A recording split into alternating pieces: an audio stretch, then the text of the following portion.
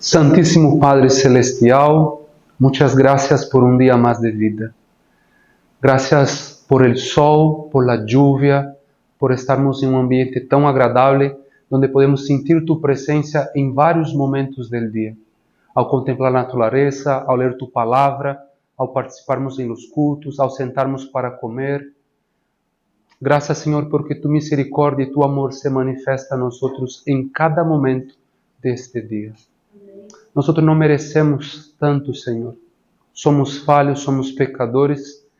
Y yo, especialmente por ser invitado por Jorge, estoy muy agradecido por estar aquí estos días y estoy seguro que cada uno de los estudiantes también.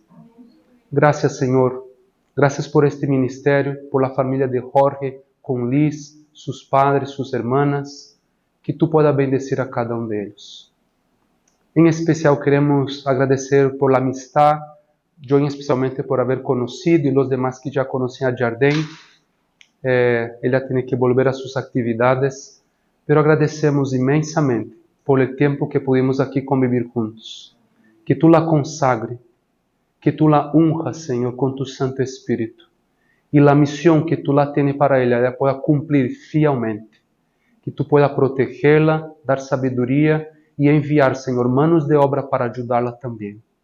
Bendiga a su familia, sus padres, sus hermanos. Le proteja a ella y también a Jorge, a Liz que van a salir. Y si alguien más va a salir también, que tú los puedas cuidar. Ao abrir ahora tu palavra y también vamos a estudiar más sobre nutrición, que podamos estar atentos, que podamos aprovechar y que podamos levar eso también, Señor, para nuestros futuros pacientes que vamos a atender. En el nombre de Jesús. Amén, Señor.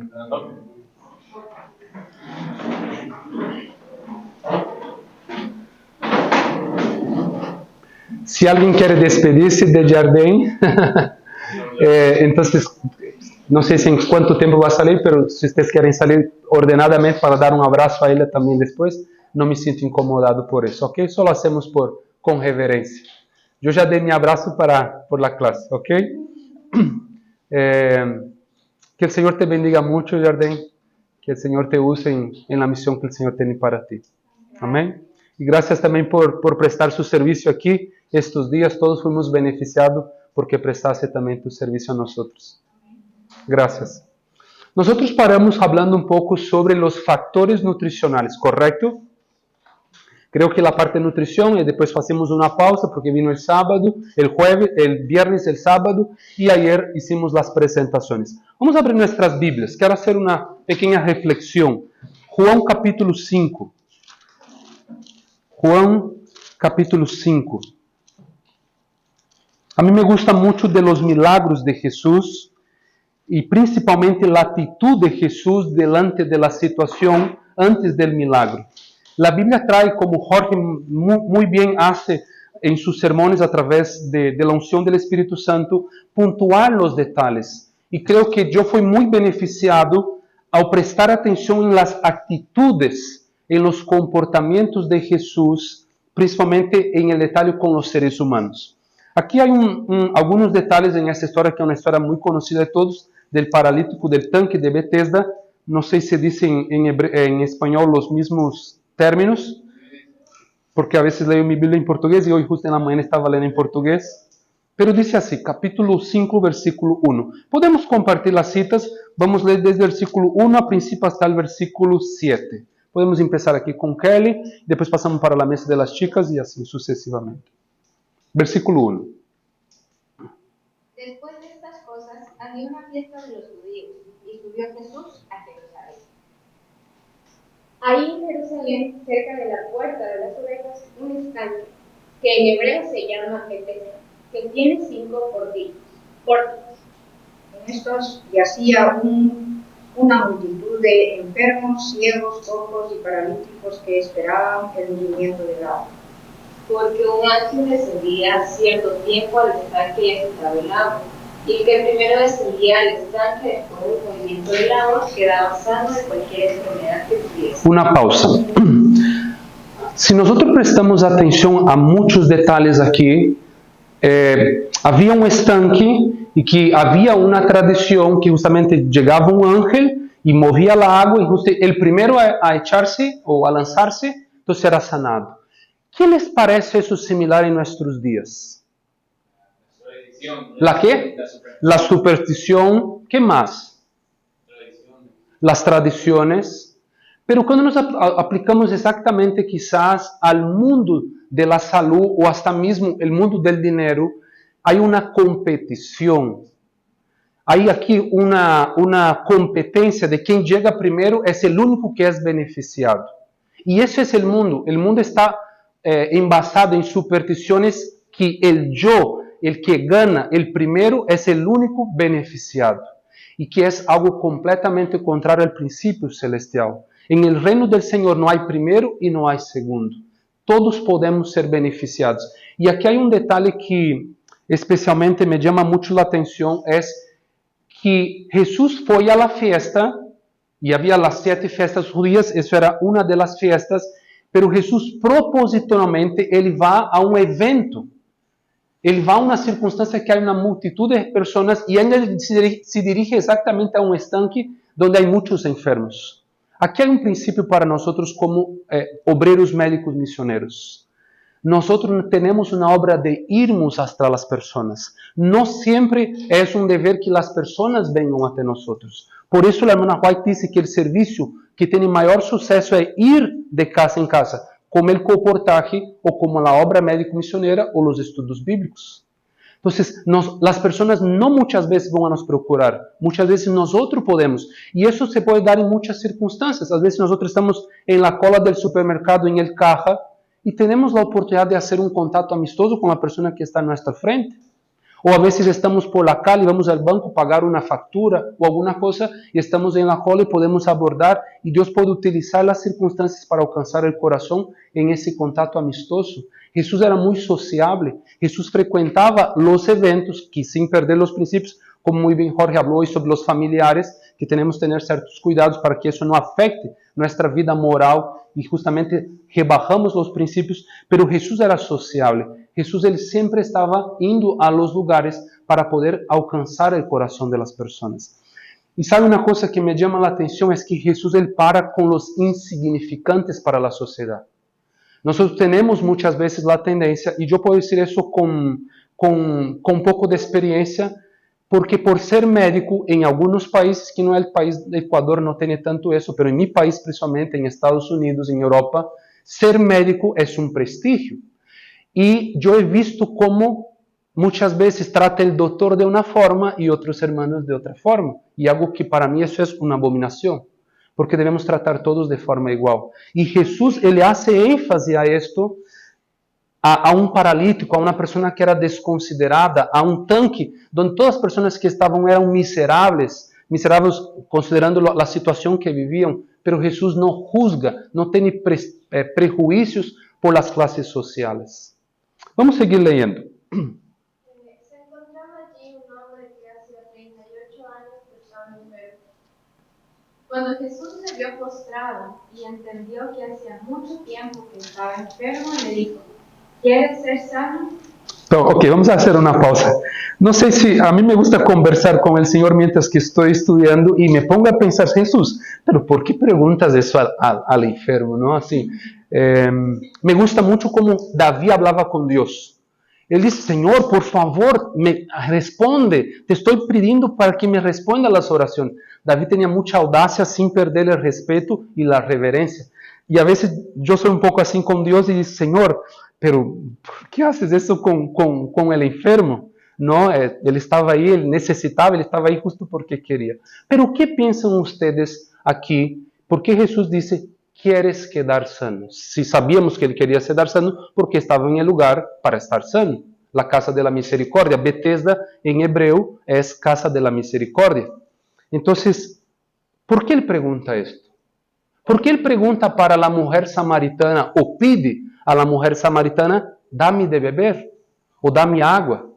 Porque él podría mismo tentar: me presta tu balde y yo voy y alzo agua. Pero él pide para la mujer: dale de beber. ¿Y por qué él dice ahora aquí para el enfermo, para el paralítico: quieres quedarte sano?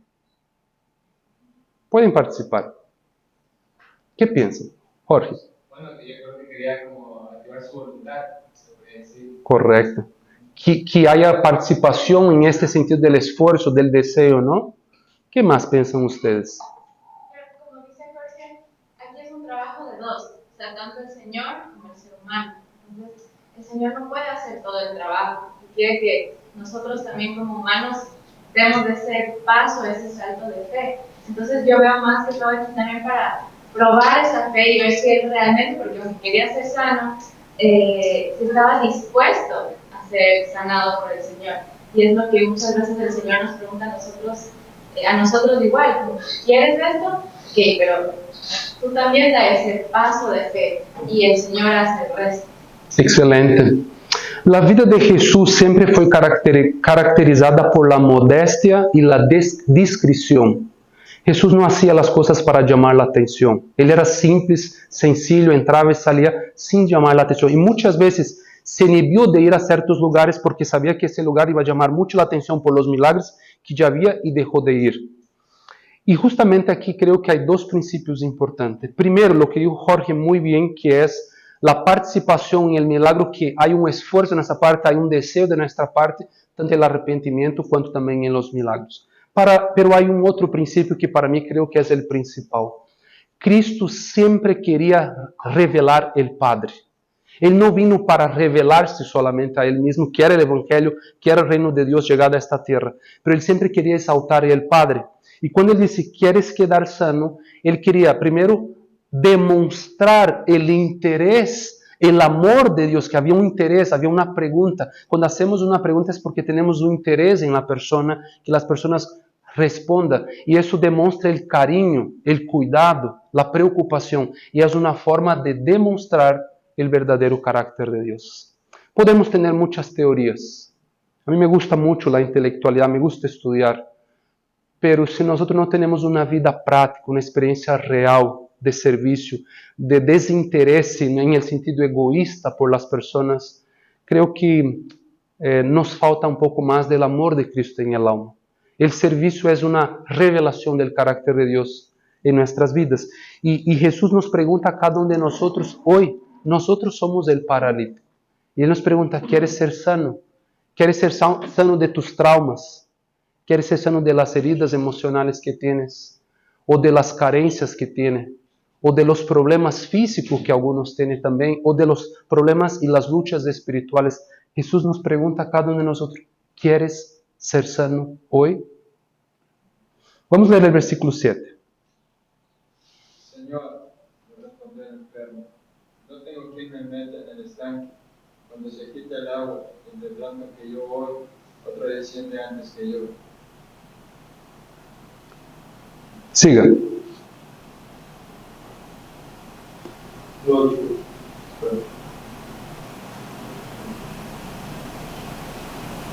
Jesús le dijo, levántate, toma tu lecho y anda. Siente. Sí, hasta el 9. Y al instante aquel hombre fue sanado, y tomó su lecho y anduvo. Y era día de reposo aquel día. Gracias. Me gusta que Jesús, Él para. Jesús siempre fue un hombre muy ocupado, pero Él para por una alma. Todos nosotros aquí tenemos nuestras ocupaciones y nuestras actividades, pero es un principio que necesitamos aprender. Y yo estoy diciendo primeramente para mí y también para ustedes. Yo tengo una vida bastante ocupada, hasta mismo esos días que estuve acá, estuve bastante ocupado, pero entiendo que las almas, el ser humano es lo más prioritario. Y a veces estamos tan ocupados con diligencias y lo más importante que estar ocupado con las almas, no tenemos tiempo. Jesús paró. Él estaba indo para la fiesta, entró en el tanque proposital y Él para.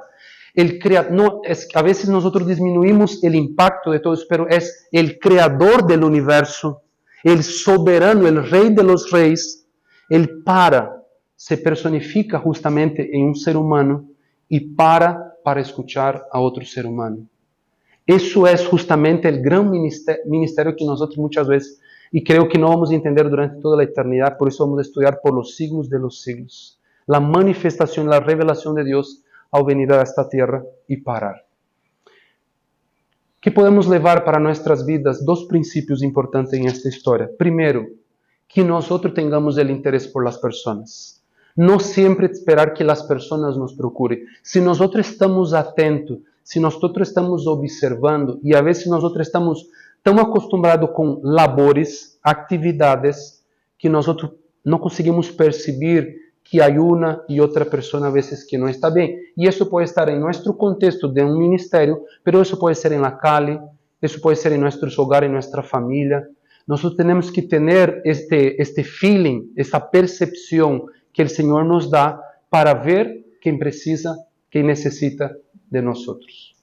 Y el segundo principio aquí es que cuando nosotros participamos en la obra del Señor, que no sean nuestras marcas, que no sea nuestro caminar que se quede en la arena cuando caminamos en la playa, que se quede. Sino que al pasarmos por un lugar, pasarmos por una obra, pasarmos en la casa de una familia necesitada, que la revelación de Dios se quede para estas personas.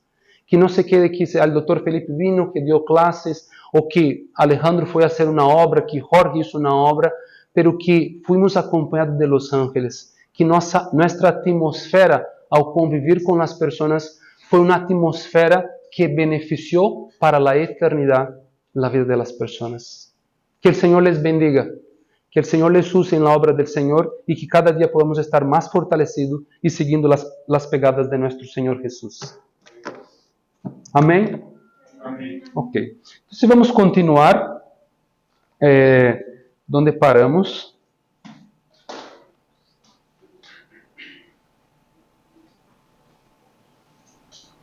Hablando un poquito más justamente sobre los factores, aquí terminamos hablando sobre los factores antinutricionales. Vamos a ser bien participativos, entonces podemos preguntar si tenemos alguna duda. Consejos sobre régimen alimenticio, va a venir ahora una serie de citas, entonces son varios puntos que la hermana White comenta y vamos aquí tratar de desmenuzar. La ciencia de cocinar, ok, essa cita já leímos, entonces vamos a avanzar, que hablaba sobre justamente la importancia de cocinar con amor y también para que podamos dar vida a las personas. He hablado de cuán importante es la cantidad y la calidad de los alimentos. Estén estrictamente de acuerdo con las leyes de la salud. Pero no quisiera recomendar un régimen alimenticio empobrecido. Se me ha mostrado que muchos adoptan una opinión errónea acerca de la reforma pro salud y siguen un régimen demasiado pobre. Se sustentan con alimentos baratos y de mala calidad, preparados sin cuidado ni consideración de la nutrición del organismo.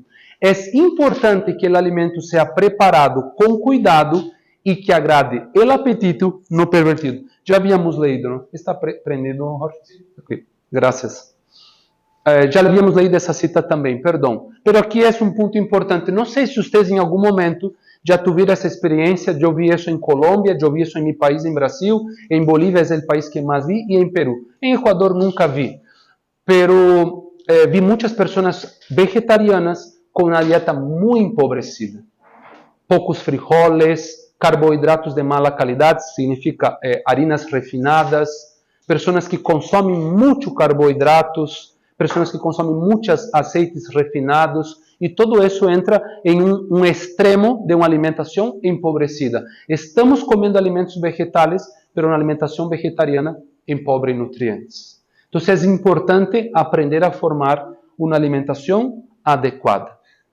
Um regime deficiente ahorra se dice? Arroja, me cuesta 2R. Arroja descrédito sobre la reforma pro salud. Somos mortales y debemos proveer a nuestro cuerpo una alimentación fortificante. Yo hablaba con Adrian, que es aquí un de los trabajadores aquí del hermano Jorge, y él me contaba que cuando come la alimentación se siente un poco débil, depende de lo que come. Entonces explicaba para él que cuando la persona tiene una alimentación muy estimulante, con mucha carne, en los primeros meses es frecuente acontecer esto, porque la persona tenía una alimentación con una digestión muy pesada, que tenía un aporte de proteína un poco mayor que la dieta vegetariana, y eso es verdad, porque quien come carne come más proteínas y por eso sobrecarga el organismo, principalmente el riñón, pero al paso del tiempo, en la perseverancia, en la persistencia, el cuerpo va se adaptando. Y yo estoy hablando con él porque yo lo vi trabajando aquí esos días y dice, conozco, y yo también de esa misma forma trabajo en el campo y veo que nunca me faltó energía y otros amigos igual que trabajan así, no nos falta energía. Entonces es una cuestión de adaptación del cuerpo en relación a la salud. Hagamos un progreso inteligente.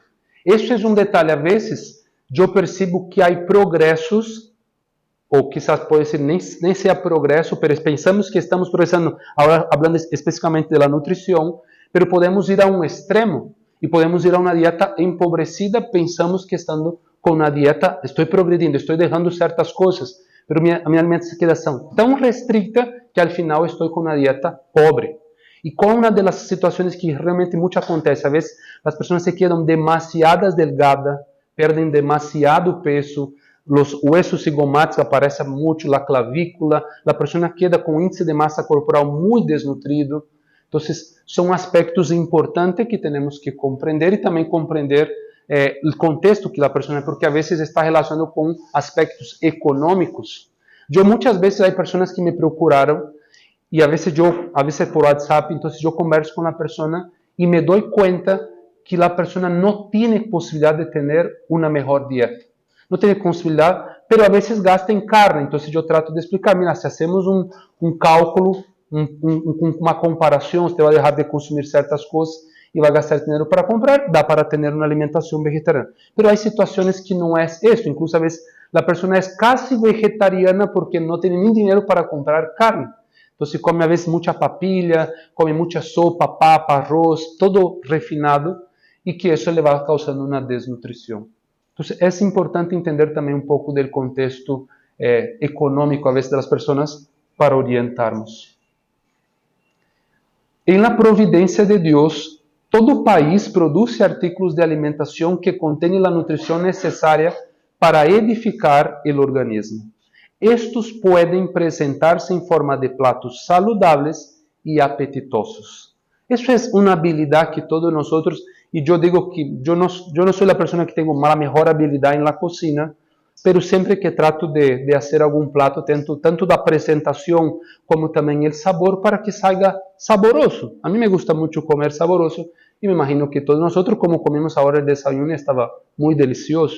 Entonces, creo que la arte de la cocina es dedicación, disciplina, aprender las mañas de la cocina, que también existe, cómo picar, cómo preparar, una buena higienización, una buena presentación, las sazones adecuadas, la cantidad adecuada. Yo soy una persona que hago todo de ojo, yo no sé seguir receta.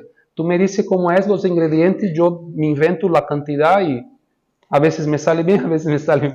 En portugués es una gororoba, como algo que no se come, ¿no?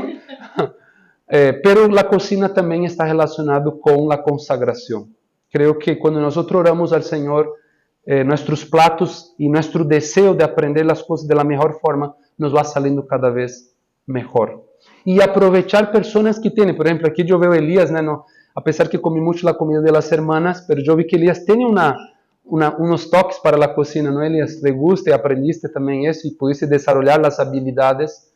Creo que nos acercarnos, por ejemplo, con Elías, con las hermanas, no sé exactamente las hermanas quién a las que estaba ahí cuidando de los platos específicos, pero había muchos platos saborosos, entonces nos acercar y preguntar cómo preparo eso, cómo lo hago, qué cantidad, y así vamos aprendiendo a cocinar más saludable. Creo que aprender una dieta terapéutica también es muy importante. Cómo hacer dietas terapéuticas, que es diferente de dietas como estamos comiendo aquí, que son dietas normales, vegetarianas, pero dietas terapéuticas específicas es mejor seguir receta, cantidades, salen más exactas, ¿ok? Yo no soy tan bueno para dar cantidad porque no sigo tanto un padrón de cantidad, pero sé muy bien cómo organizar dietas terapéuticas en relación a mis pacientes, ¿no? Si nos da tiempo podríamos hacer algunos ejemplos aquí.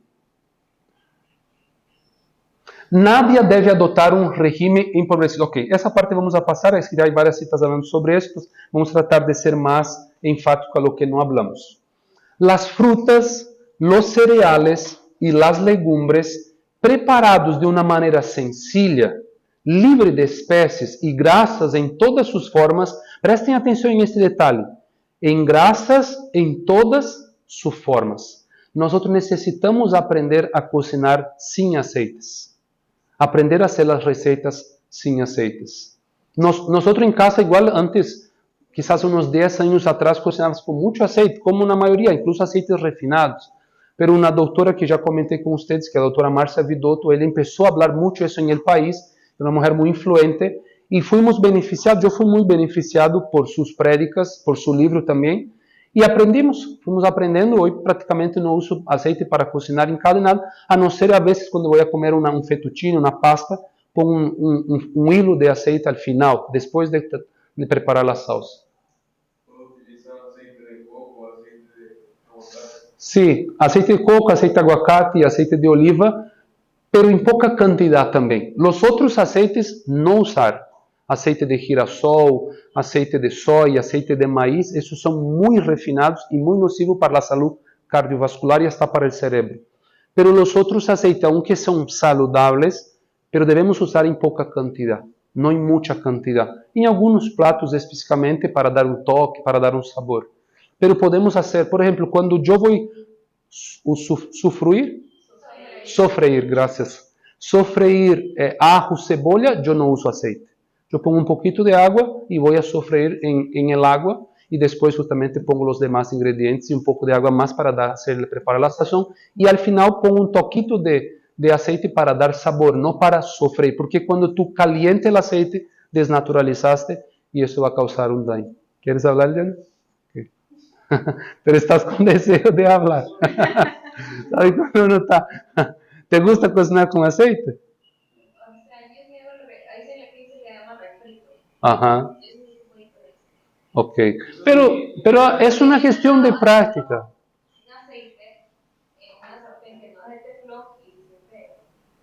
Ah, ok. Sí, ¿sabe cuál es la mejor olla? Las ollas de barro y cerámica. Yo tengo un juego, yo compré en Bolivia, que es súper barato los utensilios de cocina en Bolivia, entonces yo llevé para Brasil, compré una, para mi mamá y para mí, compré como 7 ollas puras cerámicas. Muy buenas. Y compré una de roca volcánicas que estaba súper buena y barata también. Entonces, es muy buena para hacer. Y no es cara, puedo hasta comentar por el precio. Yo pagué un juego completo $100. Para mí es súper barato. Es que barato, Bolivia es un país de costo de vida barato y hay muchas cosas muy baratas. El organismo recibe menos nutrición de una cantidad demasiado grande de alimento. Aún de la debida calidad, mira, que de una cantidad moderada tomada a intervalos regulares. Mismo que yo pueda estar comiendo de una buena calidad los alimentos, pero si yo lo sobrecargo el organismo, voy a perder esos nutrientes. ¿Por qué? Porque eso va a sobrecargar el organismo no va a conseguir absorber y aprovechar y al mismo tiempo va a fermentar la comida. Y eso hace con que oxide los nutrientes y va a transformar todo eso en grasa y alcohol. La regularidad debería ser regla en todos los hábitos de los niños. Eso ya se aprende desde la educación infantil. La importancia de comer 3 veces al día, de no comer entre comidas. Algunas personas serían beneficiadas de tener solo 2 comidas. Entonces, todos son principios importantes al pensarmos en una dieta que Dios estableció para su pueblo. Eso nosotros nunca vamos a encontrar en la universidad. Los principios de la universidad que aprendemos actualmente son principios completamente lo opuesto. Hablo mucho de los lácteos, pueden hablar la comida fraccionada cada 3 en 3 horas. No hay ningún problema comer un poquito de todo, que es lo que llaman equilibrio.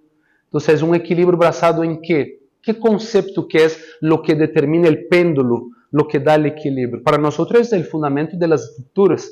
Tenemos el equilibrio, para mí es lo que está escrito, o el escrito está. Pero para el mundo es de todo se puede que sea moderado. Así se escucha frecuentemente. Yo escucho eso frecuentemente de los amigos, colegas médicos. Por favor, Dani.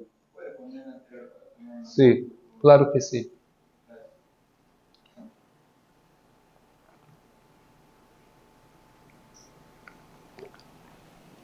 Esa diapositiva yo pasé para Jorge, entonces ustedes pueden También pedir para Jorge para que pase todo el material para ustedes. Una regularidad de comida de los niños pequeños, igual tiene que ser 3.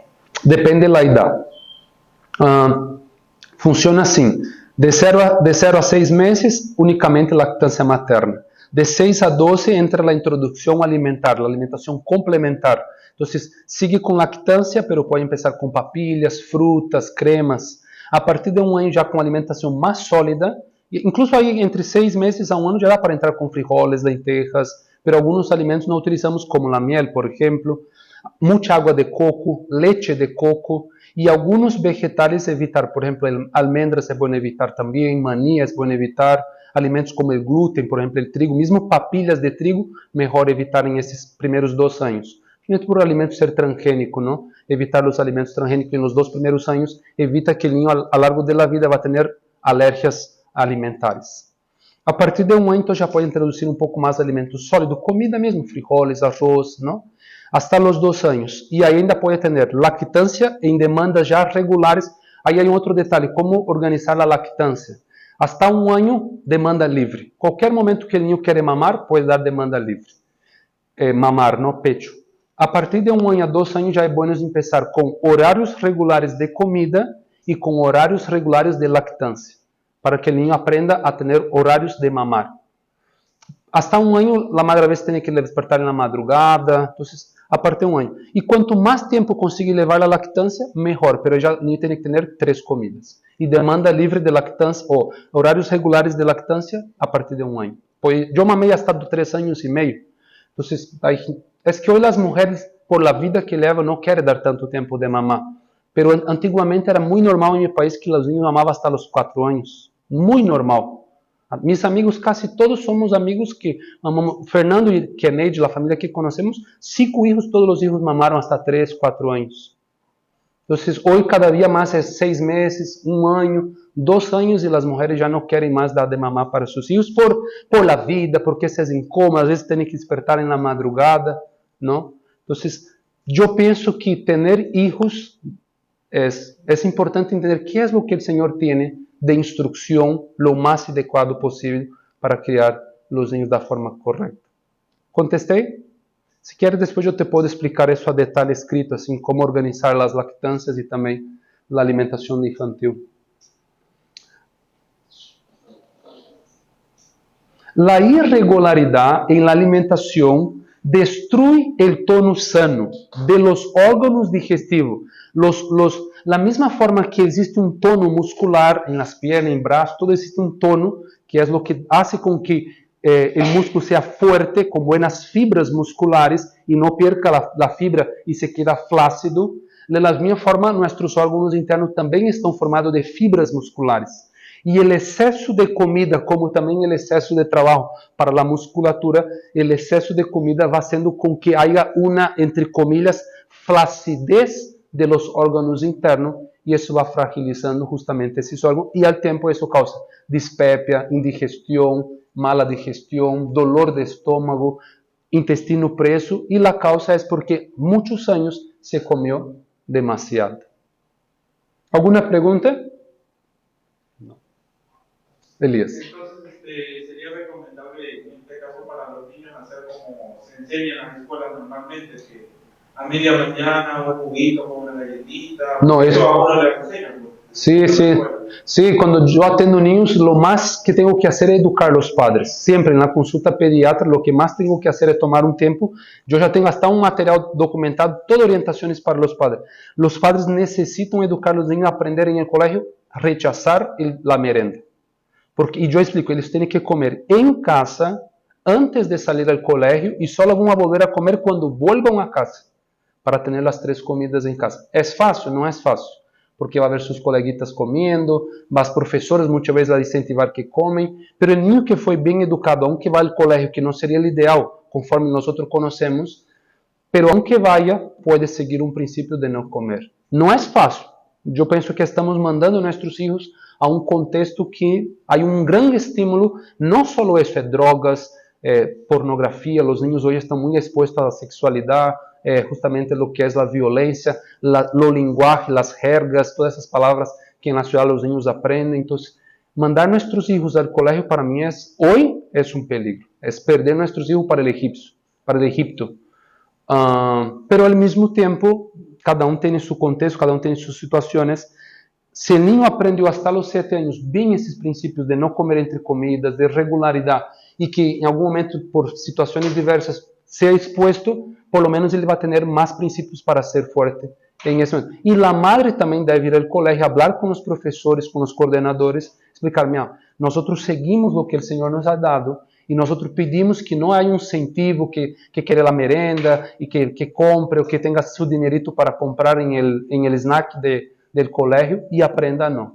Hay una familia en Brasil que él es brasileña y el esposo es portugués y los niños siempre frecuentan ambientes que los hermanos de la iglesia, sus hijos, no tienen buenos hábitos. Y ellos siempre cuando la profesora o sus propios amigos dicen, pero toma un chocolate, ele dice, no, nosotros no comemos chocolate porque tiene teobromina, azúcar y nosotros no comemos. 7, 8 años. Y los padres son bien disciplinados. Es una familia bien conocida, la verdad presente, que es Daniel Spencer y Sarah Spencer. No sé si ustedes ya escucharon. Yo aprendí muchas cosas con ellos. Y ellos educaron mucho a sus hijos así, con principios muy sólidos. Y los niños aprenden desde pequeños. No tomamos lácteos porque tiene caseína y nos inflama. Nos da garganta inflamada. Nosotros no tomamos azúcar porque el azúcar atrofia el cerebro. Entonces, nosotros no tomamos café porque el café tiene cafeína. Entonces, los niños aprenden con solidez, ¿no? Ustedes vieron aquí algunos niños como Pablo, de la hermana Gaby, también Samuel, que estuvo aquí. Samuel, si tú conversas con Samuel, Samuel tiene cosas así bien definidas en sus conceptos de principios, ¿no? 3 comidas por día y nada entre ellas. Ni siquiera una manzana debe ser el límite absoluto. Los que van más lejos violan las leyes de la naturaleza y sufrirán la penalidad. Comer entre comida é uma das principais causas da irritabilidade, do mau humor, da pessoa não ter paciência, porque sempre o corpo está trabalhando e a energia que deveria estar no cérebro, a oxigenação que deveria, e a energia da sangue, da circulação, ir para o cérebro, porque isso ativa justamente as atividades cerebrales, são concentradas sempre na digestão. Então, é muito importante que nós tenhamos apenas 3 comidas e muitas pessoas seriam mais beneficiadas em comer 2 comidas. É uma costumbre entre a gente do mundo comer 3 vezes por dia, además de ingerir alimentos a intervalos irregulares entre as comidas. E a última comida é generalmente a mais pesada. Isso é o que passa muito porque trabalhamos a vezes não, na cidade, os que trabalham na cidade, por exemplo. Em la mañana despierta sem hambre porque cenou. Então, não tem hambre na manhã. Então, toma uma tacita de café, come um pãozinho e vai para o trabalho. Não tenho hambre. Em el trabalho, às 9 da manhã, toma uma merenda, um sándwich, em sanduicheira, um queijo, uma rodaja de pão e come. Ao meio-dia, diz, agora já tenho um pouco mais de tempo, então come um bife, come uma carne. E em la noite, diz, agora é quando realmente agora eu posso descansar e tenho tempo de qualidade. E aí come aquele prato de comida e toda a noite o corpo está trabalhando e desperta na manhã com a mente cansada, com o corpo cansado, e diz, pero todo o tempo, passei todo o dia e não comi quase nada. E aí, toda a noite o corpo teve que trabalhar, porque todo o que não comeu durante o dia, come na cena. E se invierte totalmente os valores digestivos e os princípios fisiológicos de nosso corpo. Esto é invertir ele em ordem natural, pois uma comida copiosa não deve ser nunca ingerida tão tarde. Se estas pessoas cambiassem seus hábitos e comessem solo 2 vezes por dia, sem ingerir nada entre as comidas, nem sequer uma manzana, uma vez, nem fruta alguma, o resultado se veria em forma de um bom apetito e de um notável melhoramento da saúde. Ok? São pontos bem que você já conhece, então vou tratar aqui. Havia posto muitas citas. Aqui, essa cita é importante. O estômago requer atenção cuidadosa. Não deve manter-se em funcionamento contínuo. O corpo necessita descanso orgânico. Desse-lhe a este órgão tão maltratado e de qual tanto se ha abusado algo de paz e descanso. Uma vez que o estômago ha hecho o trabalho de uma comida, no se le imponga más labor antes que haya tenido oportunidad de descansar y antes que la naturaleza haya provisto suficiente jugo gástrico para poder absorber más comida. ¿Cómo se llaman las células que producen jugo gástrico? Parietales. Los chicos, ¿cómo se llama la célula que produce el factor intrínseco? Yo siento que ustedes están con bastante sueño. No, Elías no, los otros tres. Vocês estão com sueño? Levante um pouquinho, eu não me sinto ofendido. Levante um pouquinho, saia fora, respire um pouquinho, tome uma aguita e vuelvam. Não me sinto ofendido. Vai ser mais provechoso para ustedes para aprender. ¿Ok? Deveria transcorrer por lo menos 5 horas entre duas comidas. E deveríamos recordar que se requer realizar uma prova se comprovara que 2 comidas resultam mais saudáveis que 3. É importante dar descanso tanto entre uma comida e outra, quanto também durante a noite. Quantas horas é o mais ideal durante a noite? 12. Perfeito. E entre uma comida e outra, pode ser entre 5 a 6 horas. Aqui vamos entrar, ok? Entre comidas que uno es saludable, y unas almendras, unas nueces, o proteínas. O sea, no, ese no es el ideal. Por muy bueno que sea eso, está mal. No hay nada de bueno en esto. Sí, no hay. De muy bueno que sea la comida que podemos estar ofreciendo, no es saludable. Y hay una cita de Consejo sobre Régimen Alimenticio que la hermana White dice que hay ciertos alimentos que aunque un ángel nos ofreciera, no deberemos aceptar. Entonces, tenemos que aprender a rechazar ciertas comidas y otras por un principio que no comemos entre comida, no comermos. No, por ejemplo, yo nunca acepto, yo no abro excepción y gracias al Señor en 26 años nunca comí ningún pedacito de alimentos como queso y de ningún tipo de carne. Puede ser que el pastor, la hermana con mucho amor diga, hermana, gracias, pero hoy ya comí, o trato de no, es porque realmente tengo un principio de no comer entre las comidas o porque eso realmente yo no como esos alimentos. Y nunca creo que las personas se sintieron ofendidas cuando tratamos de hablar de la mejor manera para que la persona entienda, ¿no? Creo que a veces nos falta dar el testimonio para que las personas sepan que existe algo diferente de lo que ellas siempre aprendieron. A veces las personas no cambian porque no saben de otra referencia que existe, que es más saludable de lo que siempre hicieron. Entonces, decir no a veces es un testimonio. Aqui entramos então um pouco mais agora na parte técnica, realmente em nutrição. Composição nutricional. Vamos falar sobre macronutrientes e vamos falar sobre micronutrientes. Quando falamos de macronutrientes, estamos falando de 3 moléculas principais: proteínas, carboidratos e as grasas. ¿Ok? Generalmente, os alimentos têm um pouco de cada, pero temos a tendência a dizer, este alimento é um carboidrato, e temos a tendência a dizer esse alimento é uma proteína. Por exemplo, que decimos que é proteína em la dieta vegetariana? El frejo, el principal, ok. Que decimos, por exemplo, que é um carboidrato? La papa, el arroz, la yuca. Pero quero dizer uma coisa para vocês. Generalmente, tanto lo que decimos que é carboidrato tem uma pequena quantidade de proteína, como lo que decimos que é proteína tem uma pequena quantidade de carboidrato. ¿Ok? Pero decimos eso por lo que más marca, lo que más tiene en cantidad, es la proteína o es el carbohidrato. O también el caso de las grasas. Entonces, esos son los macronutrientes. Pregunta de examen para mañana. ¿Cuáles son los macronutrientes? Proteínas, carbohidratos y grasas. ¿Y cuál es el porcentaje basada principalmente lo que más tenemos de evidencia en la dieta vegetariana, con estudios, ¿no? Con poblaciones vegetarianas que a lo largo de muchos años teniendo una dieta, demostró que es más eficiente para prevención cardiovascular, para prevención del cáncer, para una buena composición física, para un buen IMC? Esa más o menos que está escrita aquí. Eso es basado justamente en la guía vegetariana para profesionales de salud. Dice, carbohidratos entre un 45 a 65%, grasas de un 25 a 35% y proteínas entre un 10 a 35%. Entonces, nuestra comida a lo largo del día debe estar compuesto de macronutrientes más o menos en esta división. ¿Qué es el alimento que más necesitamos mirando para este gráfico? Carbohidratos. Porque carbohidratos están las frutas, Hay carbohidratos en las proteínas como los frijoles, el arroz, la papa, el camote, el fideo, todo eso son carbohidratos. Entonces eso debe ser. ¿Por qué? Porque nuestro cuerpo va a gastar energía a lo largo del día. Entonces tener carbohidrato en el cuerpo, tener energía es importante, porque tenemos la tendencia a siempre escuchar por ahí que los carbohidratos hacen daño. Pero eso no es correcto, lo que hace daño son los carbohidratos refinados, las harinas, los alimentos que no están desprovidos de nutrientes adecuados.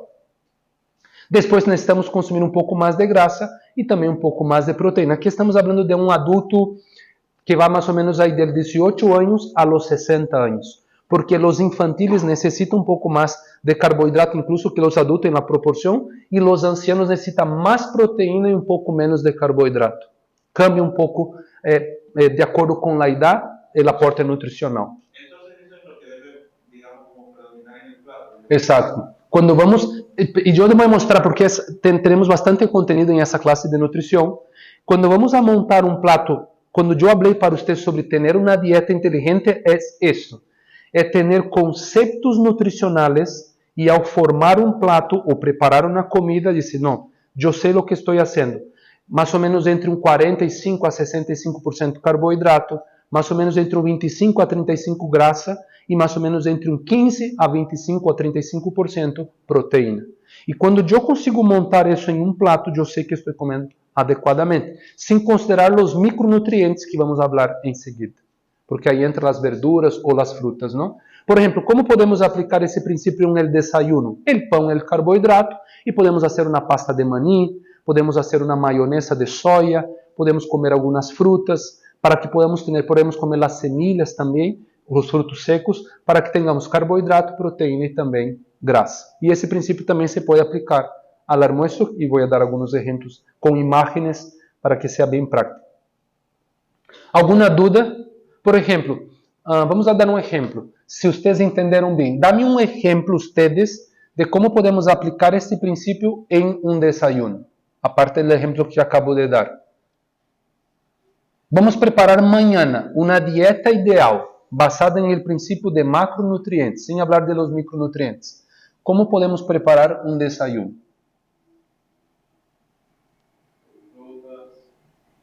Frutas, que serían, digamos, carbohidratos. Depende de la fruta, pero predominantemente son frutas que tienen carbohidratos. Podría ser tofu.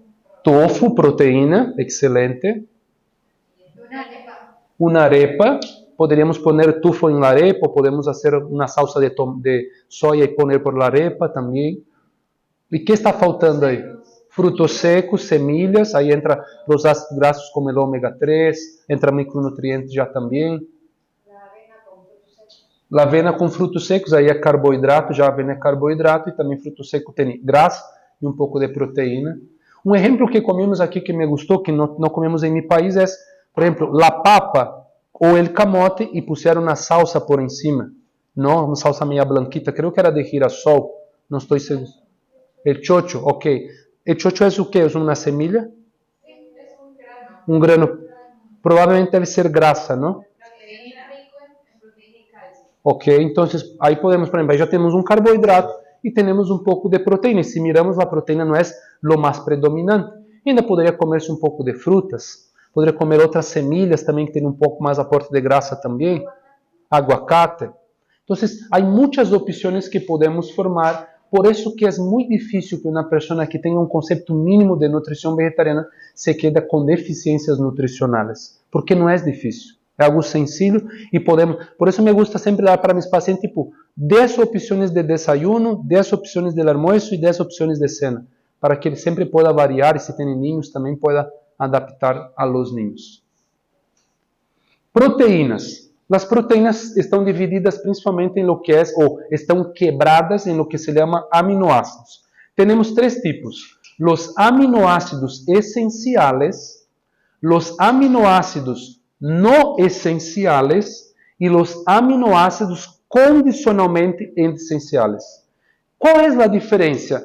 La necesidad que el cuerpo tiene. Entonces existen los que son como no da para vivir sin, son indispensables, y otros que son dispensables. Aquí nosotros tenemos entonces una lista de los aminoácidos esenciales. Solo voy a dejar que ustedes terminem de copiar. Hay aminoácidos esenciales, no esenciales y condicionalmente esenciales. Los aminoácidos esenciales no necesitan anotar todo, creo que les conviene en ese momento quizás o sacar foto o entonces después tomar la diapositiva para no tomar tanto tiempo, pero los aminoácidos esenciales son aquellos que el cuerpo realmente necesita. O el cuerpo produce, porque el cuerpo tiene capacidad de producir si nosotros damos el aporte necesario, o entonces justamente nós tenemos que ingerir esses aminoácidos. Pero son aminoácidos que el cuerpo fundamentalmente necesita para mantenerse. ¿Ok? Aqui temos la histidina, isoleucina, leucina, lisina, metionina, fenilalanina, treonina, triptófano e valina. Ok? Nesse caso em especial aqui, os aminoácidos essenciais são aqueles que o corpo não pode produzir.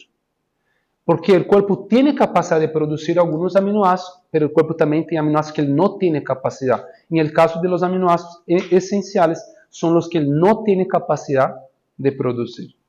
E os aminoácidos não essenciais, que o corpo pode sintetizar, pode produzir, está a alanina, asparagina, ácido aspartico, ácido glutâmico e a serina. Ok? Então, esses como nosso corpo produz a partir de que damos a matéria-prima, damos proteína, outras proteínas, outros aminoácidos por la alimentação, então o corpo vai produzir a nível do hígado. O hígado tem a capacidade de convertir os compostos em aminoácidos não essenciais. E os condicionalmente essenciais é a arginina, a cisteína, a glutamina, a glicina, a prolina e a tirosina. Por exemplo, aqui nós já temos 2 aminoácidos que são fundamentalmente necessários para a tireoides funcionar. Então, quando nós temos uma dieta pobre em proteína, significa que isso vai comprometer o funcionamento da tireoide. E isso é o que eu frequentemente vejo em alguns países. Aqui no Equador, Colômbia, essa zona não tanto. Eu vejo muito em Peru, já vi muito isso em Bolívia também e algumas zonas de Chile. Por quê? Porque são pessoas que comem poucos frijoles, pouca lenteja, pouco garbanzo. Os peruanos, chilenos e bolivianos têm principalmente chilenos e peruanos têm pouco mais de intolerância al ácido fítico, que é o que recubre os frijoles, e a vezes não lhe cai bem, então acabam não comendo tanto. Pero ao longo do tempo, isso justamente pode dar deficiência e alterações na tireoide. É fundamental, nosso corpo necessita consumir proteína. Ok? E aqui vamos dar um exemplo prático. Aqui é um pedaço de bife e aí é um prato com frijoles. Ok? Não sei se aqui existe o frijol Dom Pedro. Ok. É o frijol negro. Sim. Como podemos comparar? Mira, aqui temos 100 gramas. Os dois temos 100 gramas. 100 gramas del alimento, 100 gramas de bife e 100 gramas de frijoles. Em 100 gramas de carne temos 22 gramas de proteína, a mesma quantidade que existe nos frijoles. Pero temos 0 gramas de fibra, mientras que o frijol é riquíssimo em fibra, que é muito importante. E já temos estudo que mais consome fibra, tem melhor microbiota, tem melhor saúde cardiovascular, tem melhor saúde cerebral.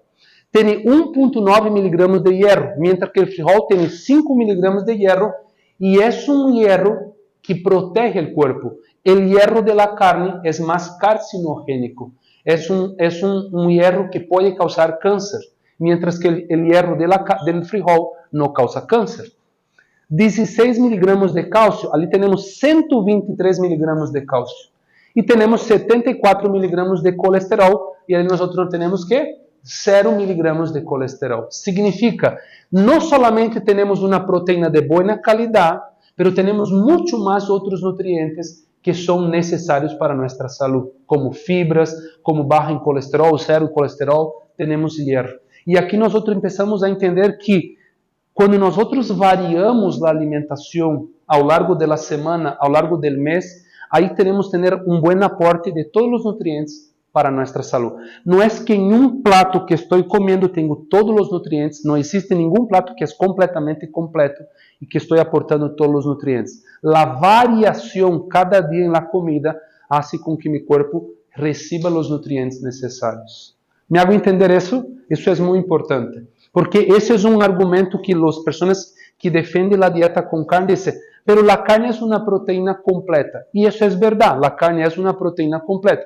¿Qué quiere decir una proteína completa? Que tiene aminoácidos esenciales, como también tiene los aminoácidos no esenciales, y que al aportar para el cuerpo es más completa. La dieta vegetariana no tiene eso. Pero la dieta vegetariana tiene todo eso cuando se complementa dos alimentos. Un frijol y un arroz forman la misma forma que la carne tiene. Pero eso es porque el Señor quiso que sea así, para que yo coma variedad cada día y así yo aporte a mi cuerpo los nutrientes necesarios. Aquí tengo otro ejemplo. La proteína animal y la proteína vegetal. Tiene 90% de absorción la proteína animal y por eso también es que ellos dicen, pero la proteína del vegetal no se aprovecha tanto. Y es correcto, es porque nuestro cuerpo no necesita tanta proteína. Eso está mucho basado, ¿sabe dónde? En la teoría de la evolución, que los hombres cazaban, mataban a los animales, tenían que comer y que necesitaban mucha proteína. Entonces, ¿de dónde surge la idea de la dieta carnívora? Basada en la teoría de la evolución. El origen de la teoría de comer carne no es en Génesis 1:29, porque en Génesis 1:29 Dios cría el ser humano para hacer ¿qué? ¿Para qué comida tenía que comer en Génesis 1:29? Vegetales, frutas y árboles que daban semillas, ¿no? Cuando el hombre empieza a creer en justamente que el hombre evoluyó del mono y que va evolucionando y que el hombre es el hombre de las cavernas, de la caverna que tiene que cazar para matar, surge la teoría que el hombre es carnívoro o onívoro, ¿no? Que es el nombre más técnico para comer carne. Pero hermano, aún en esa teoría, según se dice, gran parte de ese tiempo, según el hombre evolucionó, la mayoría de ese tiempo igual el hombre fue vegetariano. También hay un grupo que habla sobre esto. Incluso yo tengo un amigo que escribió un buen material sobre vegetarianismo, pero él creía en esa teoría. Él cree que el hombre salió de la evolución, pero era herbívoro, ¿no? Entonces pasó por las eras geológicas y justamente a partir de una era el hombre se tornó carnívoro. Era vegetariano, era carnívoro. Existen muchas contrafacciones también para esas ideologías, ¿no? O teorías. La proteína animal tiene un 95 a 60% de digestibilidad y la proteína vegetal tiene 85% de digestibilidad. Significa, presenta antinutrientes. Y es correcto. Aquí no hay ninguna mentira en esto, pero es porque nuestro cuerpo necesita de otros nutrientes también. Nuestro cuerpo necesita tanto de proteína. Esa teoría de comer tanta proteína viene del fisiculturismo, de la industria de la carne, de la industria de los lácteos, de las teorías de que el hombre cazaba. Todo está, hay un trasfondo por trás de la teoría que el hombre necesita tanta proteína, tanta proteína. Nosotros ya tenemos evidencias que quien come mucha proteína envejece más rápido. Yo tengo un amigo, ele é um científico, ele é um infectólogo em Brasil, durante a pandemia se quedou muito famoso, porque hizo muitas publicações em contra da vacuna, publicações em contra del SARS-CoV-2, mostrando que essa era uma arma biológica, e ele defende muito la consumir carne. E tu mira para ele tem 44 anos. Difícil uma pessoa que não lhe dá para ele 55 anos. E ele defende que temos que comer carne. E todos os seguidores dizem, pero podemos hasta comer, porque ele é super fuerte, tem um corpo super fuerte, pero se nota como ha envejecido. O consumo de carne em muitas pessoas envejece precocemente. Outro aspecto que eu vejo também, a digestão mais lenta, mais tendência a intestino preso, mais tendência a risco cardiovascular. Ele já teve um infarto, graças a Deus conseguiu sobreviver ao infarto e justamente está vivo hasta ahora, ¿no? Y un último punto que en relación al consumo de carne es que la carne tiene muchas hormonas. Y eso es un detalle. Muchas veces se masifica un concepto, por ejemplo, la proteína de la carne. Pero la carne tiene una composición más amplia que solamente proteína. Tiene hormonas, tiene carbohidratos, tiene grasas saturadas y que todo eso causa daño. La forma que é criado el ganado, os medicamentos e antibióticos que são dados para o ganado, a forma de criação que muitas vezes causa estresse, le dá antidiurético antes del abate para que a vaca não perca peso e a carne tenha mais peso para que se venda mais em quilos, porque se vende a carne por quilo, e isso retiene toxinas em la urina dentro do corpo de la vaca. Então, todo isso está, há mais micro-organismos patógenos que podem causar bruxelose e outras enfermidades que são transmitidas por parásitos ou bactérias e que ao consumir a carne podem infectar. Pessoas podem ter maior tendência a câncer por las hormonas, por antibióticos e por toxinas. Todo isso são aspectos que, na vez, se habla mucho de la proteína, pero se olvida de todo un compuesto que está relacionado al contexto de la vida de la vaca. Hasta mismo, muchas veces la vaca, que es un animal ruminante, de acuerdo como es el tipo de pasto, puede afectar la microbiota y proliferar disbiosis y causar inflamaciones, y la podemos comer inflamación, aunque la vaca está comiendo vegetales. ¿No? Más que todo, ahorita es el problema de que todo se hace a nivel industrial, esos animales se los crían en condiciones totalmente insalubres. Correcto. Entonces, ahí donde hay muchas enfermedades, inclusive como comenzar a hablar sobre eso, que hay lugares inclusive donde los animales se mueren y se descomponen ahí. Total. Y todos conviven con todas esas toxinas en sociedad ahí. Aquí hay un detalle importante en ese último punto, hablando sobre lo que es la vitamina B12. La dieta vegetariana es más pobre en vitamina B12. 90% de vegetarianos tienen deficiencia de vitamina B12. Y 40% de los onívoros también presentan deficiencia de vitamina B12. Eso es una otra creencia o una falsa teoría en relación que solo los vegetarianos tienen deficiencia de vitamina B12. Como por ejemplo, los niños son vegetarianos y tienen anemia y dicen, es por la dieta que le está dando. 80% de las personas que comen carne, los niños que comen carne, tienen anemia. Entonces eso es un preconcepto a la dieta vegetariana y no un concepto nutricional. Pero hablando sobre la vitamina B12 hay muchos aspectos que hacen con que una persona pueda tener deficiencia de vitamina B12 y no solo la comida en sí. Hay el factor intrínseco, hay el hilo terminal donde es absorbido, la falta de cobalto en la tierra, los pesticidas, el estrés, la falta de agua, la falta de ingesta también, que es un factor en caso de nosotros no consumimos. Entonces hay varios aspectos que involucran lo que es tener o no tener buenos niveles adecuados de vitamina B12 y como ellos también, como nosotros podemos tener deficiencias, para mí lo más seguro cuando hay deficiencia suplementar. Los últimos que siempre hay algunos hermanos, como yo tengo un amigo, ya comenté la historia con ustedes, que no acepta tomar suplemento, entonces para mí la única opción más saludable son los huevos criollos. Si la persona dice, no, yo no quiero tomar para la vitamina B12, yo no acepto tomar suplemento, no quiero tomar, entonces para mí la más saludable actualmente es o tentar, que algunas personas pueden intentar consumir el trigo sarraceno, porque en cada 100 miligramos de trigo tiene 135 microgramos de vitamina B12 que podría tentar ser absorbido, o entonces consumir huevo criollos. ¿Ok? Yo prefiero tomar suplementos, para mí es más seguro. Aquí yo tengo un videocito, es de mi canal, si ustedes después quieren ver mi canal se llama Medical Ministry. Tengo varios videos de fisiología. Quero mostrar para ustedes aqui, vamos ver se esse vídeo me dá para passar.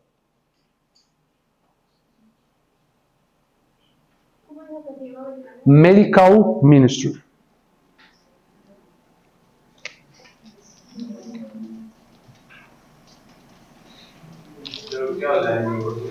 No, em espanhol. Creo que no me está dando para pasar ahí por la...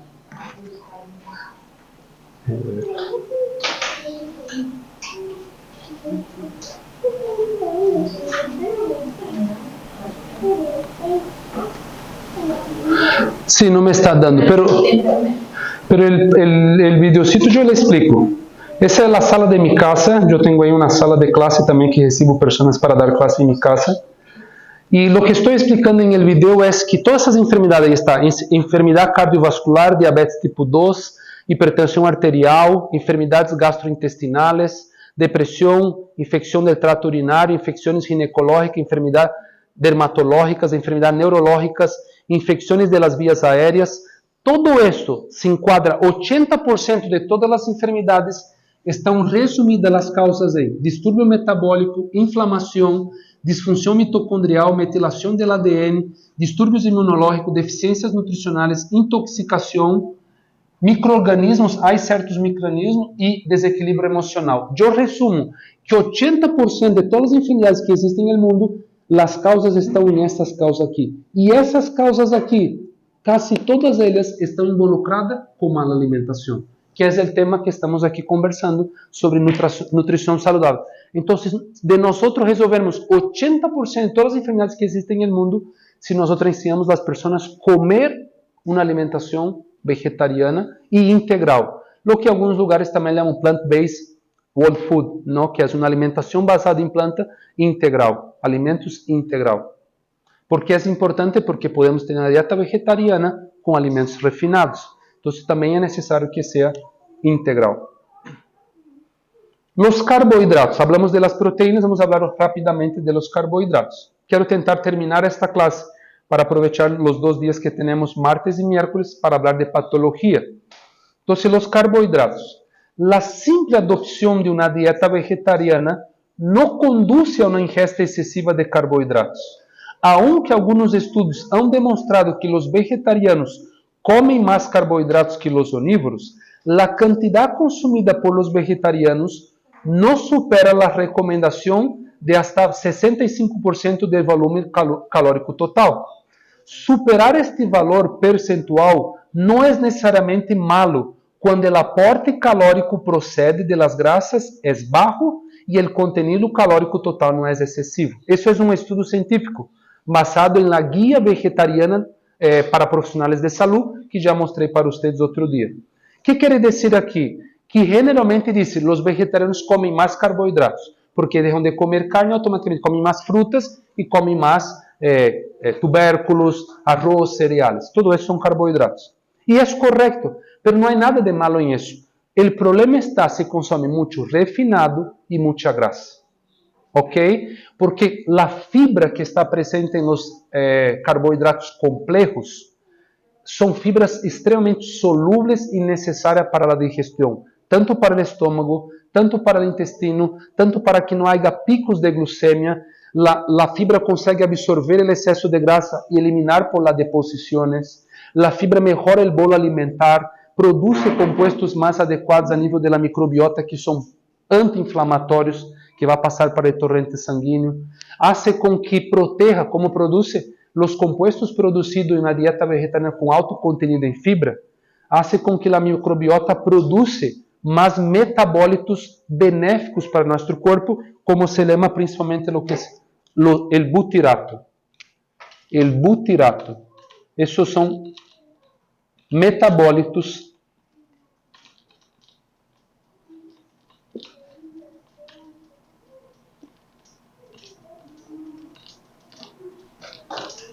acetato y propionato. Butirato, acetato y propionato. El nombre dentro de lo que es de la parte académica nutricional, eso se llama ácidos grasos de cadena média. Ácidos grasos de cadena média. Esses ácidos grasos de cadena média são los compuestos que la microbiota produce quando comemos fibra. E esses compuestos aqui são anti-inflamatórios. São o que previnem risco cardiovascular, as enfermidades que estão relacionadas com a neuroinflamação. Então, consumir esses alimentos, butirato, acetato e propionato. Ok? Butirato, acetato e propionato. Los probióticos son las bacterias, lo mismo. Y las fibras son conocidas también como prebióticos. Es el alimento que vamos a dar para las bacterias, que son los probióticos. ¿Ok? Y justamente esos son llamados de posbióticos. Los posbióticos se da el prebiótico, las fibras, para los probióticos son las bacterias, para producir los posbióticos, que son los compuestos. Butirato, acetato e propionato, também conhecido como ácidos grasos de cadena média, que são anti-inflamatórios. Ok?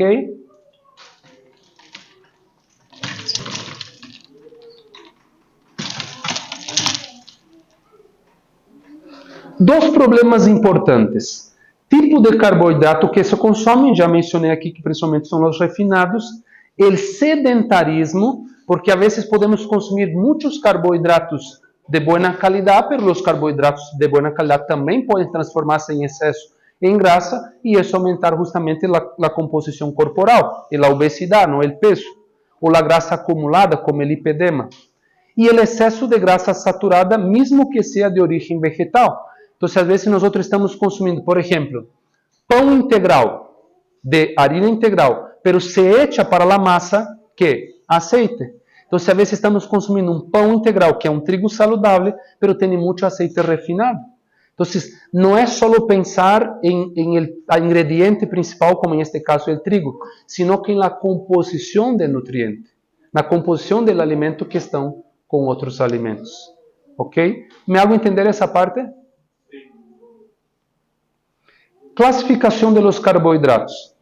Ok, eso es un poco más técnico y un poco más detallado. Nem yo no aprendí eso en una primera clase, fue realmente estudiando con un poco más de atención. Entonces, voy a puntuar más y aquellos que quieren aprofundizarse van a levar este material y junto a la guía vegetariana hay un capítulo entero sobre los carbohidratos. Mas eles são divididos em simples, que se llama monossacarídeos e disacarídeos, complejos, que são os polissacáridos, e aí as fuentes podem ser cereais, frutas, legumbres e tubérculos, e também as funções, que é energia e reserva de glucógeno. E a recomendação, como já mencionamos, está entre 45% a 65%. Temos os carboidratos simples, que é dividido em monossacarídeos e disacarídeos. Aí entra glucosa, frutosa e galactosa, e os disacarídeos, sacarosa, lactosa e maltosa. Para não hacer isso tão complexo, porque é detalhe, somente os nutricionistas e os nutriólogos têm que manejar isso muito bem para hacer lo que é as dietas. Então, é mais a nível de curiosidade aqui, aqueles que vão se aprofundizar, vai ser necessário aprender um pouco sobre essa parte. Los carbohidratos complejos, entonces están los polisacáridos digeribles y los polisacáridos no digeribles. Los digeribles son el almidón y lo glucógeno, y los polisacáridos no digeribles es la fibra dietética. ¿Por qué no es digerible? Porque es como la vasora, de barrer, la escoba, como la escoba que limpia, pero no se llama vasora. Ok, que para nosotros se llama vasora, desculpa. Que es lo que es la escoba que va justamente a limpiar, no solo el intestino. Correctamente. Y también ellos tanto van a limpiar que cuando llega la microbiota también van a nutrir las bacterias. Van a dar, ellos mismos son el alimento que las bacterias quieren para producir los compuestos adecuados como butirato, acetato y propionato. Las grasas. A importância fisiológica, energia de reserva, absorção de vitaminas lipossolúveis e síntese hormonal, principalmente o que é as hormonas que nosso corpo necessita. A recomendação, já sabemos, entre 25% a 35%, e as observações clínicas.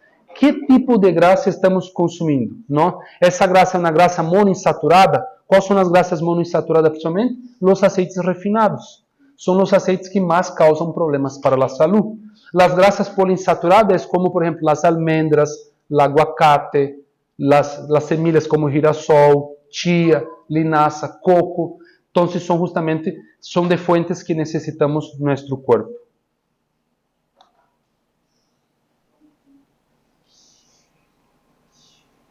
Aqui eu tenho uma lista de nomenclaturas de los aceites das famílias do ômega 3 e do ômega 6. É justamente o que dizia outro dia quando eu prescrevi para vocês. Aqui está, ó, el EPA, que eu puse ali, ômega 3, não sei se vocês recordam, ômega 3, 100 miligramas, e poderia ser 600 miligramas de ômega 3 e poderia ser 400 miligramas de DHA.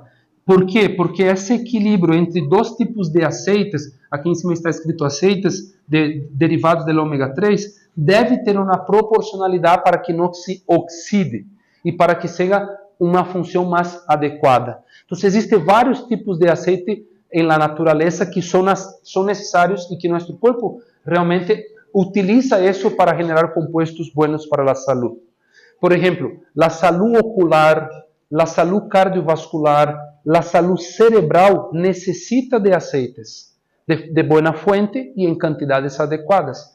Então, nós não podemos como que condenar la grasa, porque a veces podemos hacer, no, pero lo ideal es no comer nada de grasa. No, nuestro cuerpo necesita de grasa, pero que sea grasa de buenas fuentes. Aguacate, semillas, frutos secos, aceite de oliva, coco o aceite de coco. ¿Ok? Y en cantidades adecuadas. Como la propia hermana White dice, tenemos que cuidar mucho con el exceso de los frutos secos, principalmente las nueces.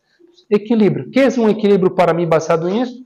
Podemos consumir 5 ou 6 nueces al día, pero no comermos una mano llena, ¿no? Y eso se aplica para las almendras también. 1 cuchara, 2 cucharas de chía o de linaza al día.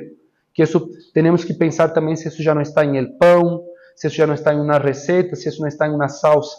Porque a veces no es solo las cucharas, pero ¿será que aquí ya no hay un poco de semilla? ¿Será que en este pan ya no hay un poco de chía? Me hago entender que es importante a lo largo del día pensar dónde están viniendo esos alimentos. La cuestión de las almendras y los frutos secos, ¿es mejor consumirlos tal y cual como vienen o remojado? Remojado, siempre. Remojado o triturar al momento que lo va a preparar. Una mantequilla de almendras es súper buena. Tú estás hablando de semillas, no chía linaza. No, de almendras. Ah, desculpa, perdón. Desculpa, yo entiendo. ¿Alguna diferencia si las consumimos tal como vienen o si... No, es mejor remojar ainda. Pero no necesita remojar toda la noche las almendras. Es solo remojar para salir el ácido fítico 1 hora.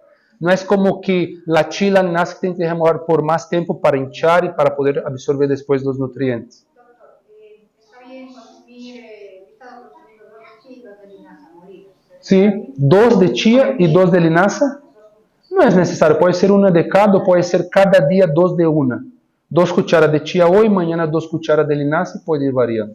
Pero también si quiere una de cada también es suficiente. Pero siempre o deja remojar o tritura al momento. Mira esa cita, aquí ese para mí es un argumento que el Señor ha dejado para su pueblo que a veces pasamos por alto. Las aceitunas pueden prepararse de tal manera que se puede ingerir con buen resultado en cada comida. Las ventajas que se procuran con el uso de mantequilla pueden obtenerse con el consumo de aceitunas debidamente preparadas.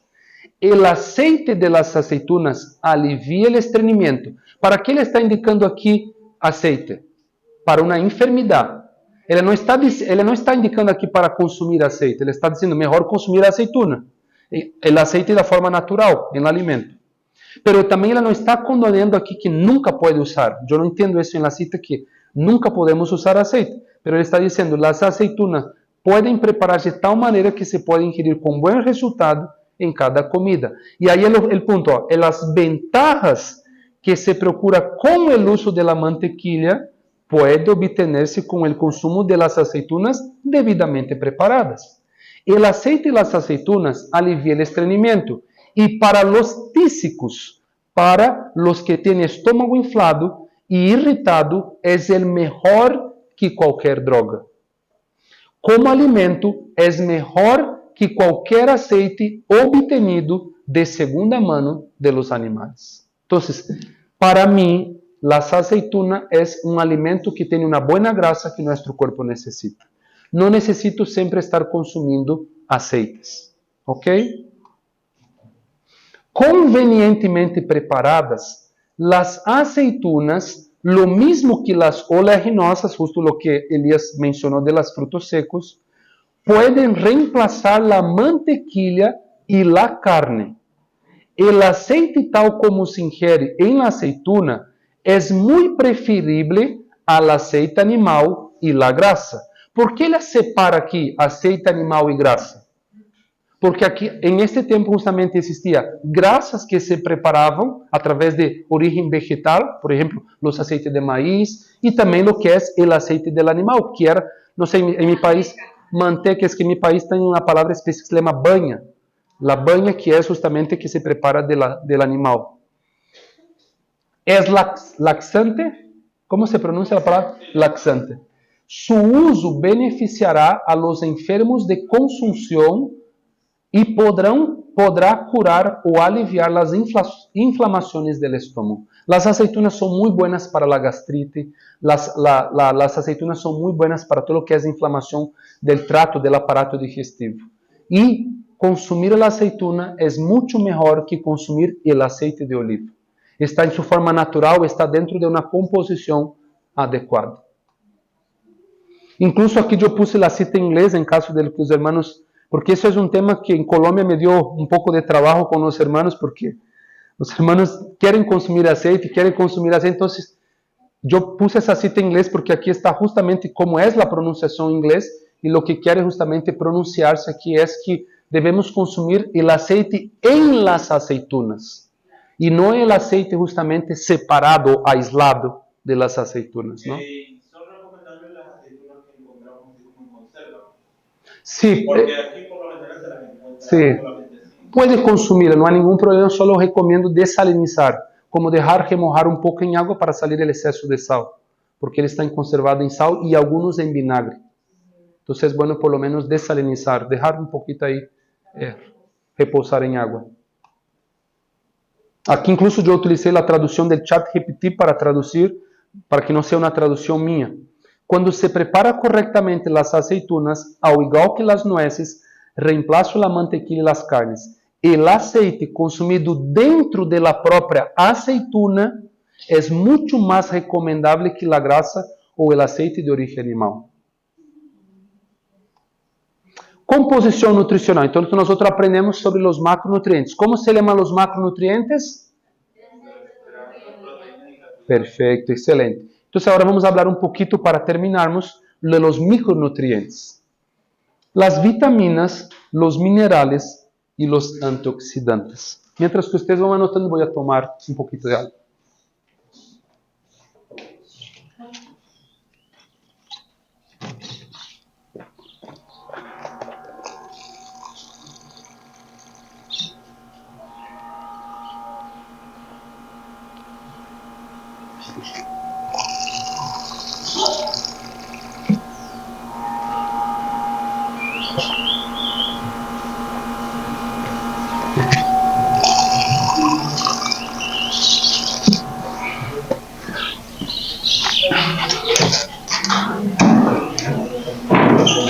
Que el azul y el verde.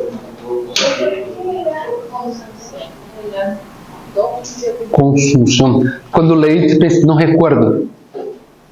Puedo responderte después. No recuerdo los significados de esa palabra. El hermano White utilizaba muchos términos de este tiempo. Pero la otra vez que yo di esa conferencia en Colombia, sí, yo recuerdo, aquí estoy buscando la cita. Aquí. Su uso beneficiará a los enfermos de consunción. No recuerdo. No es un término actual que usamos en medicina.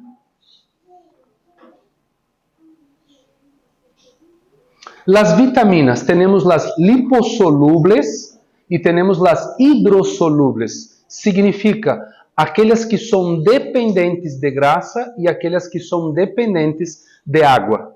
¿Ok? ¿Cuál son la diferencia entre una y otra? Para que una sea absorbida, no necesita grasa. Cualquier tipo de comida, porque los alimentos que no tienen grasa tienen agua. Entonces, automáticamente, de no tener grasa, tiene agua. Frutas, verduras, determinados tubérculos también, determinados cereales. Y los que son dependientes de grasa son aquellos que necesitan un poco de aceituna, un poco de frutos secos, o hasta mismo un poco de aceite de oliva o coco. ¿Ok? ¿Cuáles son ellos? Los liposolubles. La vitamina A, la vitamina D, E y la vitamina K. Y las hidrosolubles, principalmente el complejo B, 1, 2, 3, 5, 6 y 12. Y faltó aquí la vitamina B9, que es el ácido fólico. Y la vitamina C también, que es hidrosoluble. ¿Cuál es la importancia de cada una de ellas? Principalmente las vitaminas liposolubles. Es para la visión, el crecimiento, la coagulación, la inmunidad y el metabolismo óseo.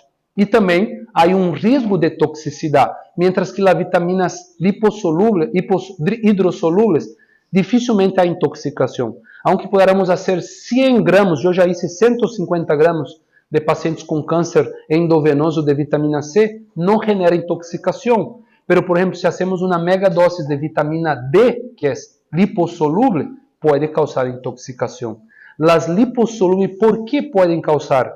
Porque el aceite absorbe más y tiene el riesgo de cruzar la barrera hematoencefálica, cruzar la barrera intestinal y hacer con que realmente tenga una sobrecarga, o en el hígado o en el cerebro. Mientras que las vitaminas C no son tóxicas de esa forma. Se elimina más fácilmente. Tiene rápida y no tiene mucha reserva también. Por eso la vitamina B12 cae, por eso la vitamina C no tenemos una reserva por mucho tiempo. Y por eso es necesario muchas veces suplementar más continuamente o comer, en caso de la vitamina C, frutos cítricos más frecuentemente. Aqui hay un detalle importante para los padres. Quien tiene niños pequeños, por ejemplo, aquí dice que las vitaminas liposolubles son importantes para el crecimiento. Los niños que muchas veces pueden tener retraso de crecimiento puede ser porque está faltando nutrientes, porque las vitaminas son necesarias hidrosolubles para el crecimiento. Y aquí tenemos la vitamina K, la vitamina D, la vitamina A y la vitamina E. ¿Ok?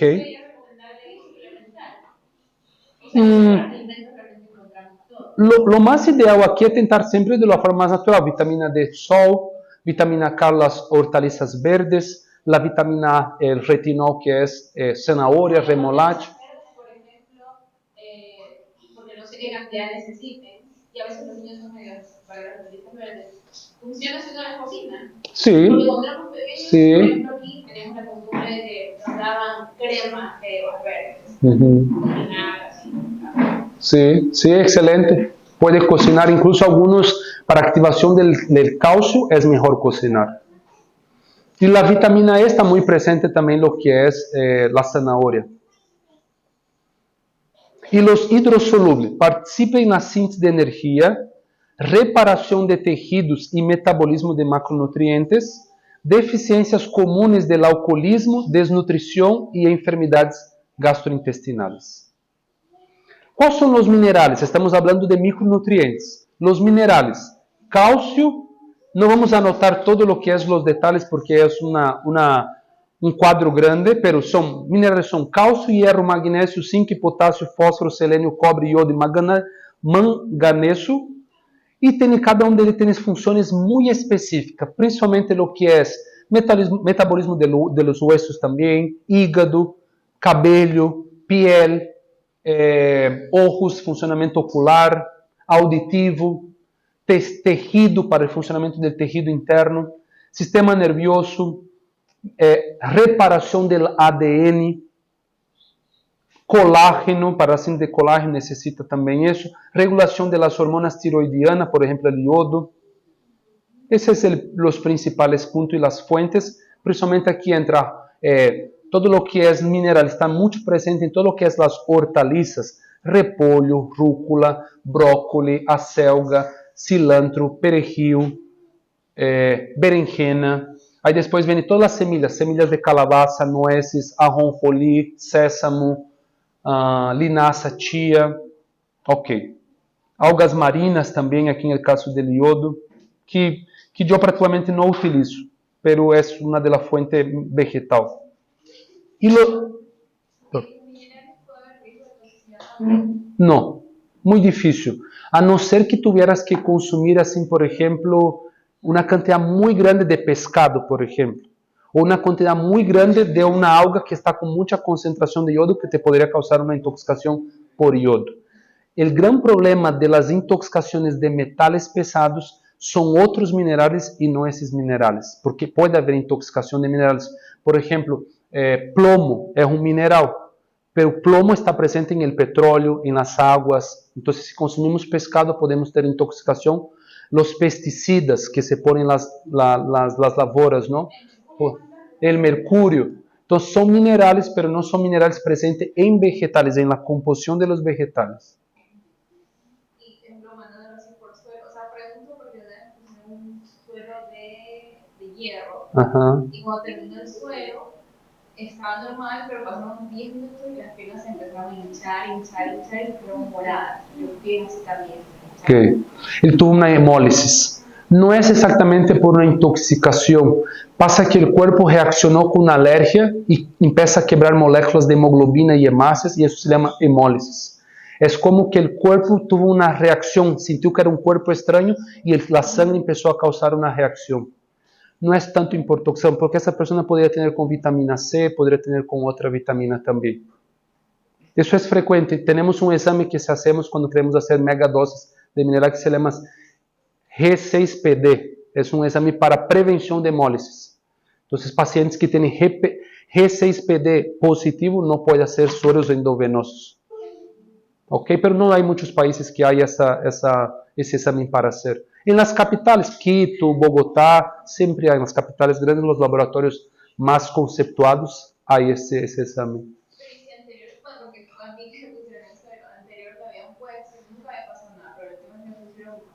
Sí, probablemente tuviste una hemólisis.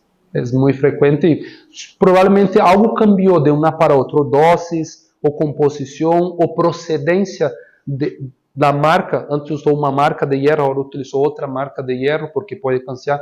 Por ejemplo, hay muchos tipos de hierro. Pode ser desde sulfato ferroso, pode ser de bisglicinato, pode ser glicinato. Então, há muito tipo de... Pode ser polimaltosa, que é outro tipo de hierro. Então, pode ser muitas variedades de la composição de hierro e tu corpo pode cambiar. Porque as ampolhas de hierro têm várias apresentações diferentes. Então, é importante em tu caso já saber o que te causou. Não sei se tomaste nota, claro, de lo que foi a composição, para que não volvas a tomar, para que não te vuelva a passar.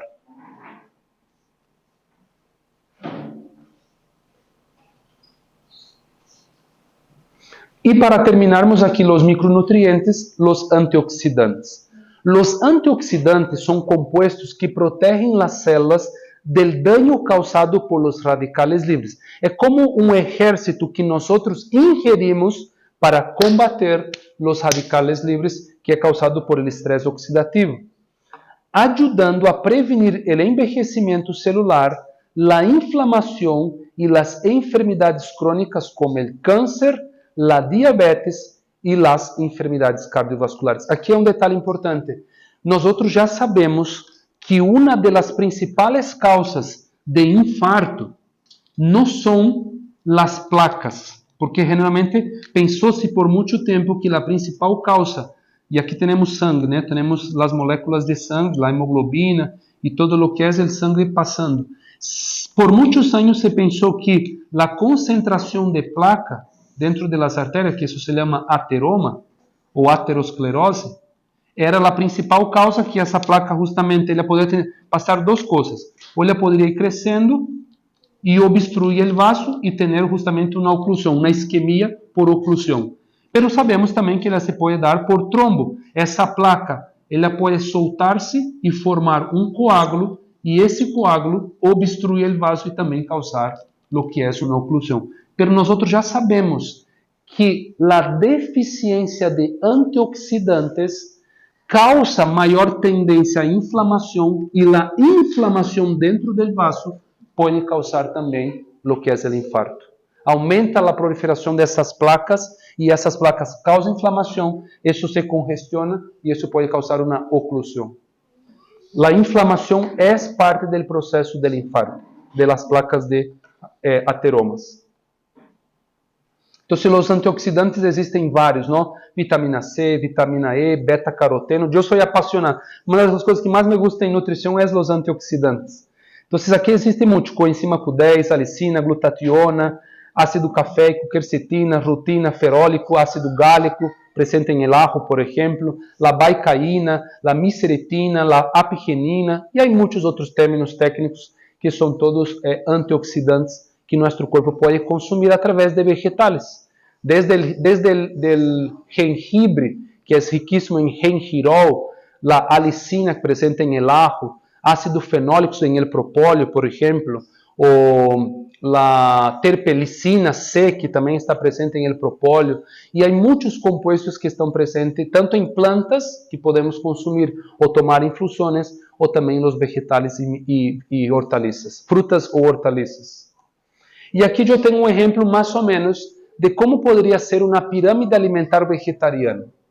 Porque existe a pirâmide alimentar de lo que é Harvard, temos a pirâmide alimentar de lo que é as academias de nutrição, pero nenhuma dessas cadenas, nenhuma dessas pirâmides alimentares é compatível com nossa dieta.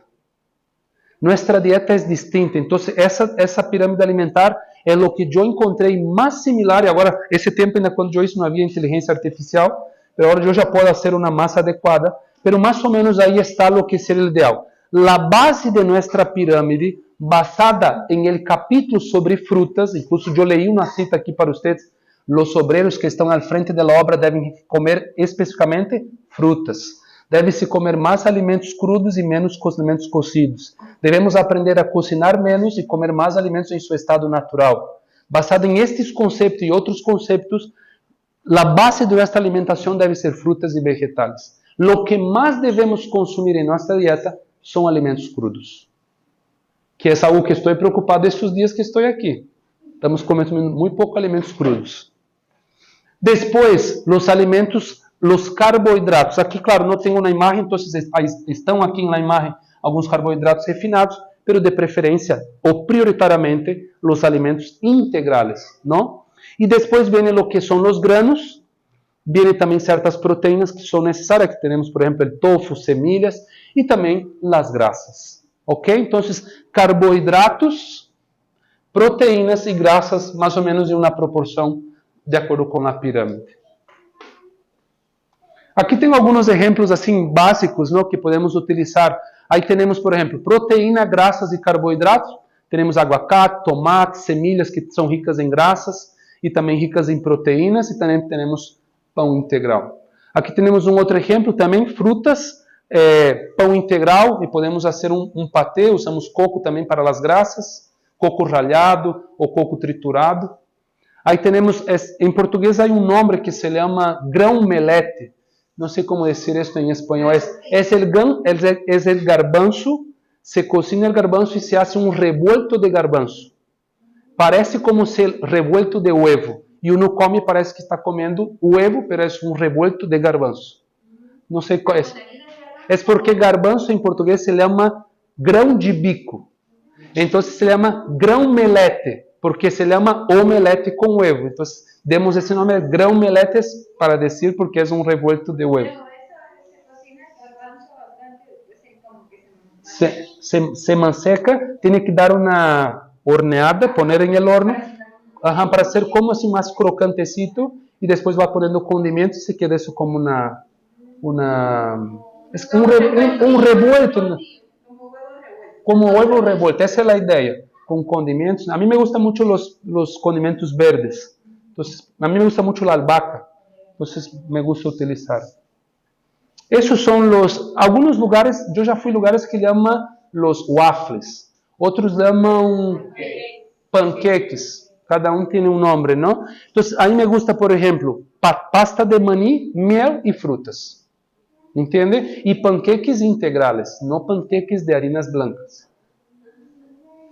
Aí, por exemplo, outra é pasta de maní, frutas e carboidratos. Não? Aí, claro, estamos dando um exemplo, mas você pode complementar isso com semilhas, que não tem algo que tenha um pouco mais de azeite, como um aguacate. Aí temos uma outra. Nós, em Brasil, isto para nós é panqueca. Os que vocês estão vendo. O que vocês viram antes, para nós é waffle. Ok? É que eu sei que cambia em cada país. Então, os rellenos, podemos usar tanto rellenos salados como rellenos dulces. Ok? Frutas. A mim me gusta, por exemplo, muito o palmito. Hacer como um guiso de palmito e usar em los panqueques. Me encanta. Las empanadas. Las frutas. La palta. E aqui tem um exemplo um pouco mais prático, por exemplo, em las divisões, em la proporcionalidade. Então, necessitamos, como eu já mencionei muito, uma maior quantidade de crudos. E mira, que a metade do prato, só isto, em quantidade de calorias, não equivale nem sequer a metade disso aqui. Porque os vegetais são muito pobres em calorias, quer dizer, baixos em calorias. Isso é bueno. São pessoas que podem consumir muitos nutrientes, antioxidantes, vitaminas, minerais, mas não vão ganhar peso. ¿Por quê? Porque isso, o que está haciendo com nosso corpo, los crudos, é dar nutrientes que previnem as enfermidades, os antioxidantes, as vitaminas e os minerais. E o que vai nutrir a nível de proteínas e carboidratos é justamente os frijoles, lentejas, garbanzos, soja, arvejas, maní e os carboidratos, que são outras opções que vão a nutrir.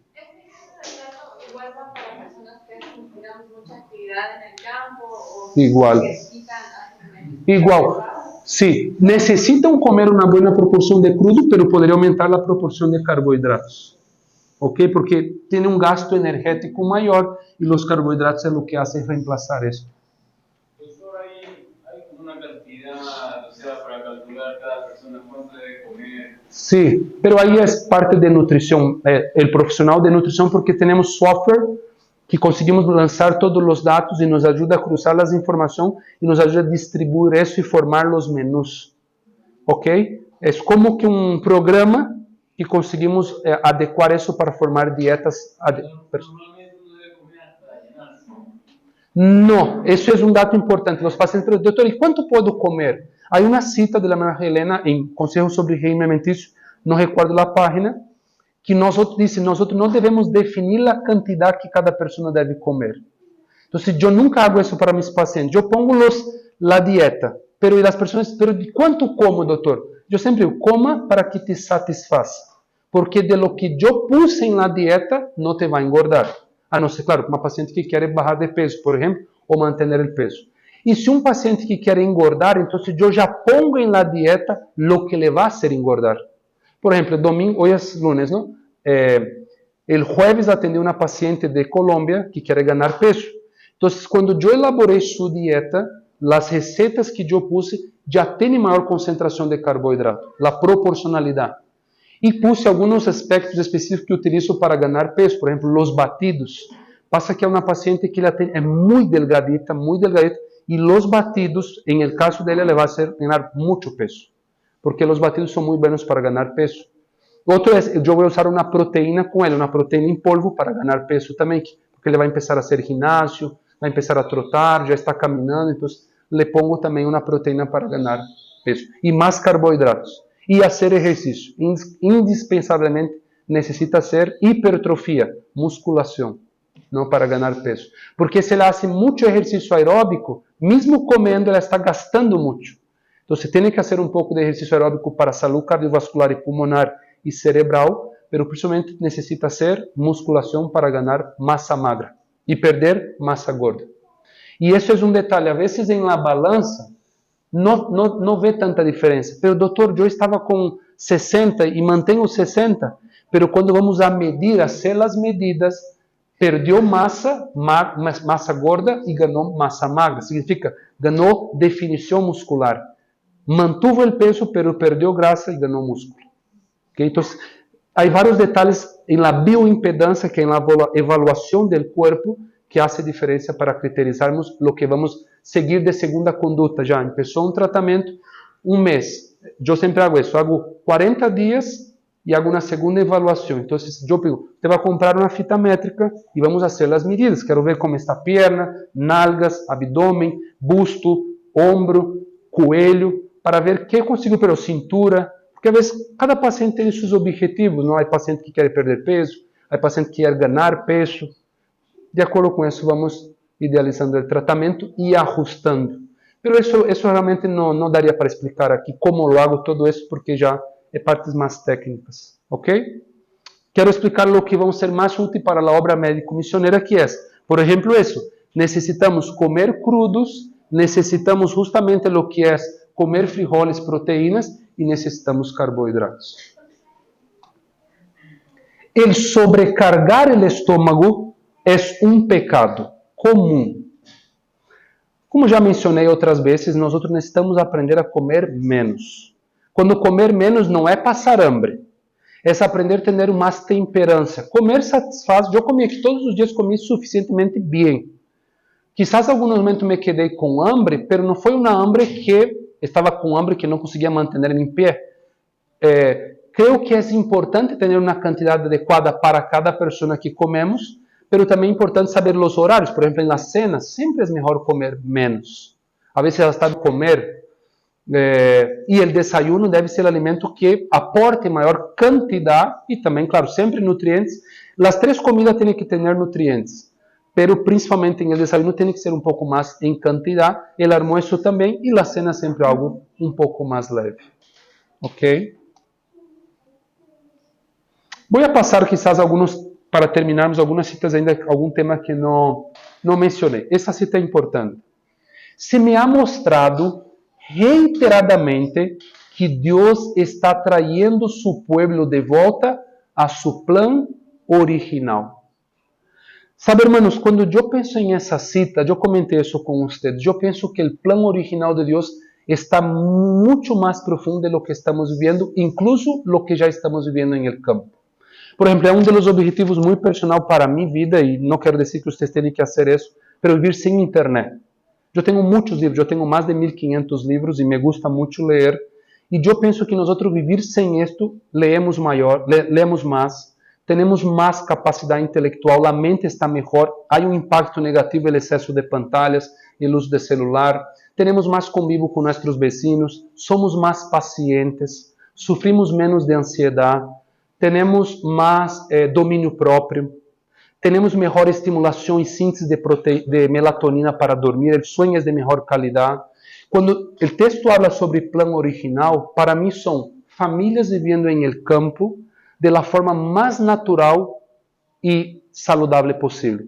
Yo, por ejemplo, me gusta cocinar leña, yo tengo horno a leña, me gusta la apicultura, me gusta nadar en el río. Como ese para mí es el plan original del Señor, llevar su pueblo al campo para vivir esta vida natural. ¿Sabe? Yo quiero, una de las cosas que quiero hacer, si Dios me permite, es comprar un caballo. A mí me gusta mucho caballo.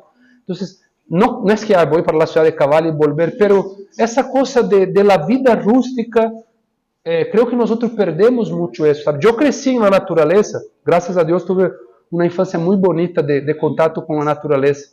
Y creo que nosotros estamos muy artificial hoy. El celular, es Netflix, son las series, hay plataformas de streaming por todos los lados. Es computadora, es celular, es la música, que la música es buena, pero a veces tantos ruidos que no nos gusta más estar desconectado. Todo el tiempo estamos o con el celular, o tenemos que estar con la computadora, o algo prendido. A veces tú vas a la casa de una persona, ni está mirando televisión, pero la televisión está prendida. Uno está lavando ropa, la máquina, la cocina. Como que estamos siempre y no nos acostumbramos más con el silencio, con el abrazo, con la oración, con sentar. A mí me gusta mucho recibir gente en casa. Entonces, yo tengo unos amigos, así, mi casa es súper sencilla. Ustedes vieron la foto, es una casa de madera, que yo soy apasionado por esta casa, pero voy a construir otra más, porque quiero hacer una cabaña. Pero son gente muy pudiente, yo soy pobre, pero me gusta mi casa y la gente va. Y yo tengo una cocina, justo al medio de la cocina está la cocina leña. ¿Qué hace? Como en el sur es muy frío, los amigos van todos, y en Brasil hay una semilla que da en un árbol grande, que se cocina en la chapa, no sé si dice chapa. ¿Cómo? Sí, pero es que en la cocina leña hay un hierro, una lámina de hierro. Ajá, esa es la chapa. Se lanza ahí, y como está súper frío, entonces la cocina leña deja la casa caliente, y nos sentamos, yo preparo aliás se llama quentão, es jugo de uva caliente, con un poquito de canela y un clavo de olor. Entonces estamos ahí, ¿sabe? Es una cosa que yo siento tanto agradable, porque nos olvidamos celular, nos olvidamos la vida urbana, nos olvidamos cosas, y hay gente, pero nos unimos para hablar de las cosas de Dios, hablar de matrimonio, hablar de la vida en el campo, cada uno tomando su quentão y esperando que porque cuando se calienta el piñón, que es esa semilla, se abre entonces empieza como la palomita que eso empieza a abrir las cáscaras, y es súper rica. Pero lo que quiero mencionar con eso es la vida original, la vida sencilla, hacer fogata, ¿sabe? Vivir la vida sencilla. Nosotros a veces dentro de esos ministerios, que son buenos, pero a veces no tenemos las cosas que nos unen. Por ejemplo, una de las cosas que yo quería hacer para mi despedida, a mí me gusta mucho hacer un culto de despedida, era hacer una fogata. Entonces quería hacer una fogata, y nosotros en Brasil le damos culto del consejo. No sé cómo hacemos los conquistadores. Yo fui conquistador. ¿Cómo? Sí, podemos hacer, si quiere, tendría que ser mañana, porque el miércoles en la noche ya viajo. Pero hacer eso para hacer un momento de culto, podemos tocar la guitarra, hacer una comida rica, ¿entiendes? Estamos perdiendo esto. Y creo que el plan original de Dios es parte de eso. No solo esto, tenemos una misión, hay una consagración, pero es volver verdaderamente al plan original del Señor. Hay muchas personas que ni siquiera saben de esto y ya viven aquí. Total. Y son muy felices. Sí. Mis vecinos son gente que nació en el campo, ¿no? Son mucha gente de la zona mismo. Tú vas a ellos paran el día para darte atención. Y son católicos, son luteranos, hay muchos luteranos en el sur. Ellos paran el día para te dar atención y vení, y muestra la laguna de pescado que hicieron. Y vamos, ellos tienen horno para hacer carbón. Entonces te muestro. Y ellos hacen blocos de arcilla. Tengo un vecino que hace blocos de arcilla para hacer ladrillo. Y él te muestra. ¿Sabes? Así, gente muy sencilla, pero que no está con la vida en el negocio, en el dinero. Tiene tiempo. Y gente pura, sin maldad. Creo que nosotros necesitamos de la vida original en la sencillez que es. Nadar en el río, trotar y nos echar en el lago, hacer una fogata, dormir en carpas, orar en el monte, comer, ¿cómo se llama eso? Es que yo sé en portugués pero no sé en español. De donde saca la miel. Dentro de la colmena hay una lacera. En Brasil se llama pañal. Creo que el pañal. Pañal. Panal. Panal. Panal. Ay, el español me cuesta, ¿no? En Brasil se llama, até me olvidei em português. Me olvidei. Favo, el favo. Me encanta el favo, sabe? Ok, só um parênteses. Conselho sobre regime alimentar, página 365. Quanto mais dependamos de las frutas, olha o texto, quanto mais dependamos de las frutas frescas, tal como se saca del árbol, tanto maior será a bendição. Seria bueno que cocinássemos menos e comiésemos mais frutas al natural. Um regime alimentício sencillo, pero abundante e variado de frutas é a melhor alimentação que pode colocar-se antes los que se preparam para a obra de Deus. Se nós queremos ter buenas escolas, buenas enseñanzas, necessitamos cuidar de la salud mental e de lo que nossos alunos estão comendo. A hermana White diz que a melhor comida para os estudantes, la cena, é fruta e pão, nada mais. Servir um pedacito de tostada, por exemplo, que é melhor que o pão em si, e pão e frutas. Não há nada melhor isso que a cena. Quisiéramos recomendar especialmente a fruta como um agente de saúde. Há muitas citas de la hermana White que enfatizam a importância do consumo de fruta.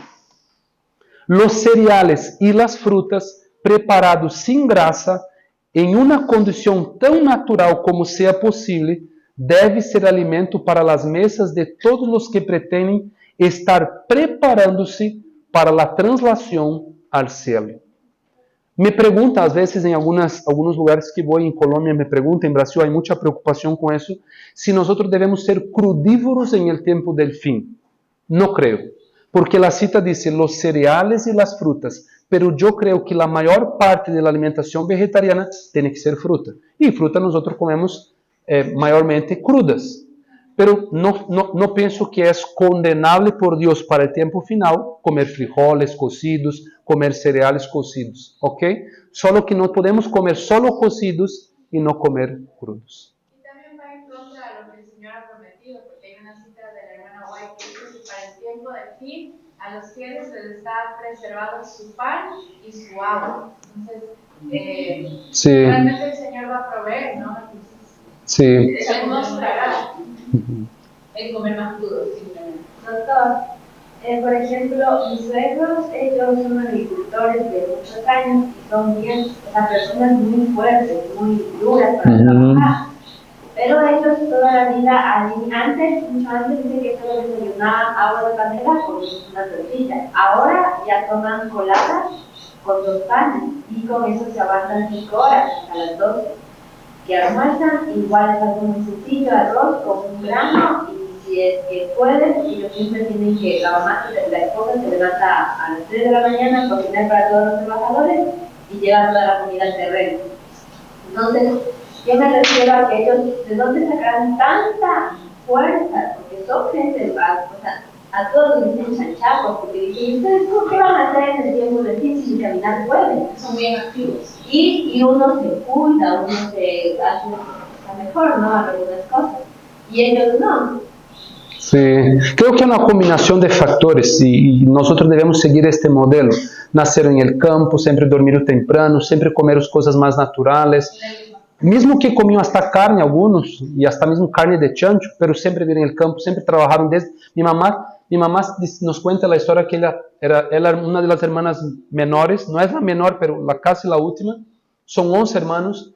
Ela tinha que preparar toda a comida de los hermanos com suas hermanas. Ela tinha 6 anos, já começou a preparar, e tinha que como 5, 6 quilômetros levar a comida, entregar, esperar que se come, trazer todos os pratos, as coisas para a casa e ajudar em casa desde os 6 anos. E tu vê, minha mamá tem 66 anos, e minha mamá dachou em chicas de 20 anos. Entende? Minha mamá é super forte.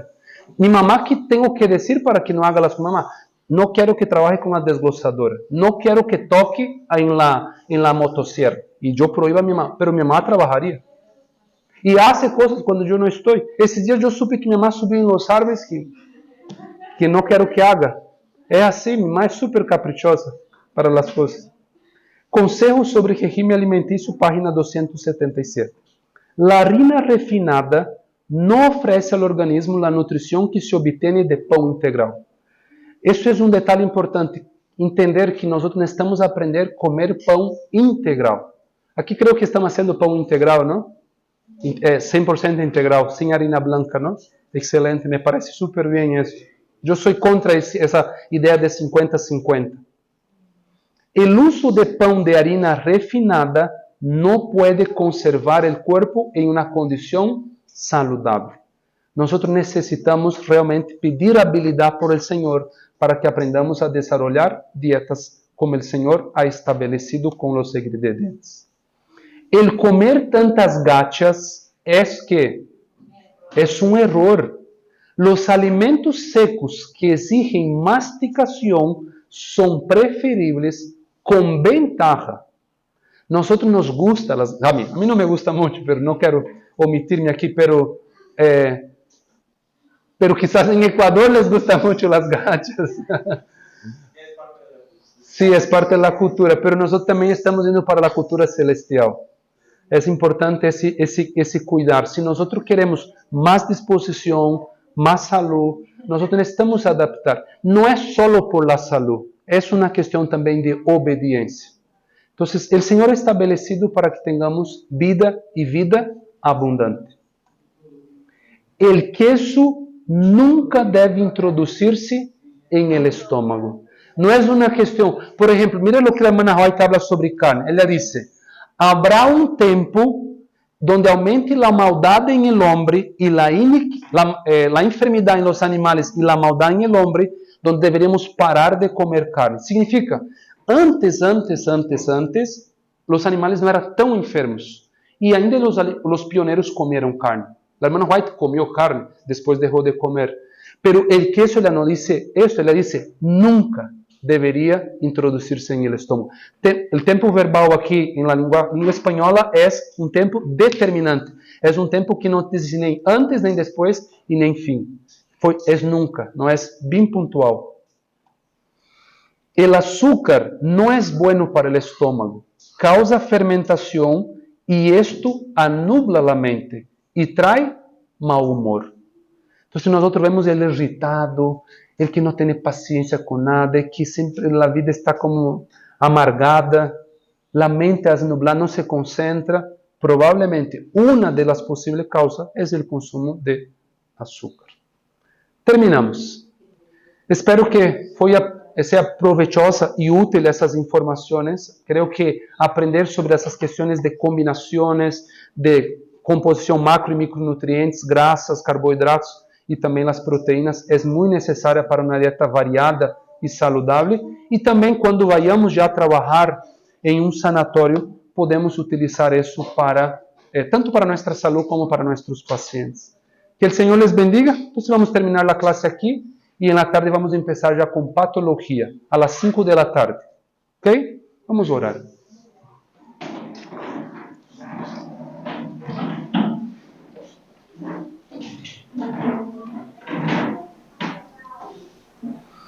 Amoroso Padre Celestial, gracias Señor por el libro Consejos sobre Régimen Alimenticio, porque este libro ha bendecido la vida de tantas personas como yo y sé que todos los hermanos que estamos aquí. Gracias Señor porque a través de la inspiración, de la revelación profética para nuestro tiempo, podemos compartir también este conocimiento con otras personas. Que haya en nuestro amor el deseo de compartir y también el deseo de vivirmos y aplicarmos en nuestras propias vidas estos principios.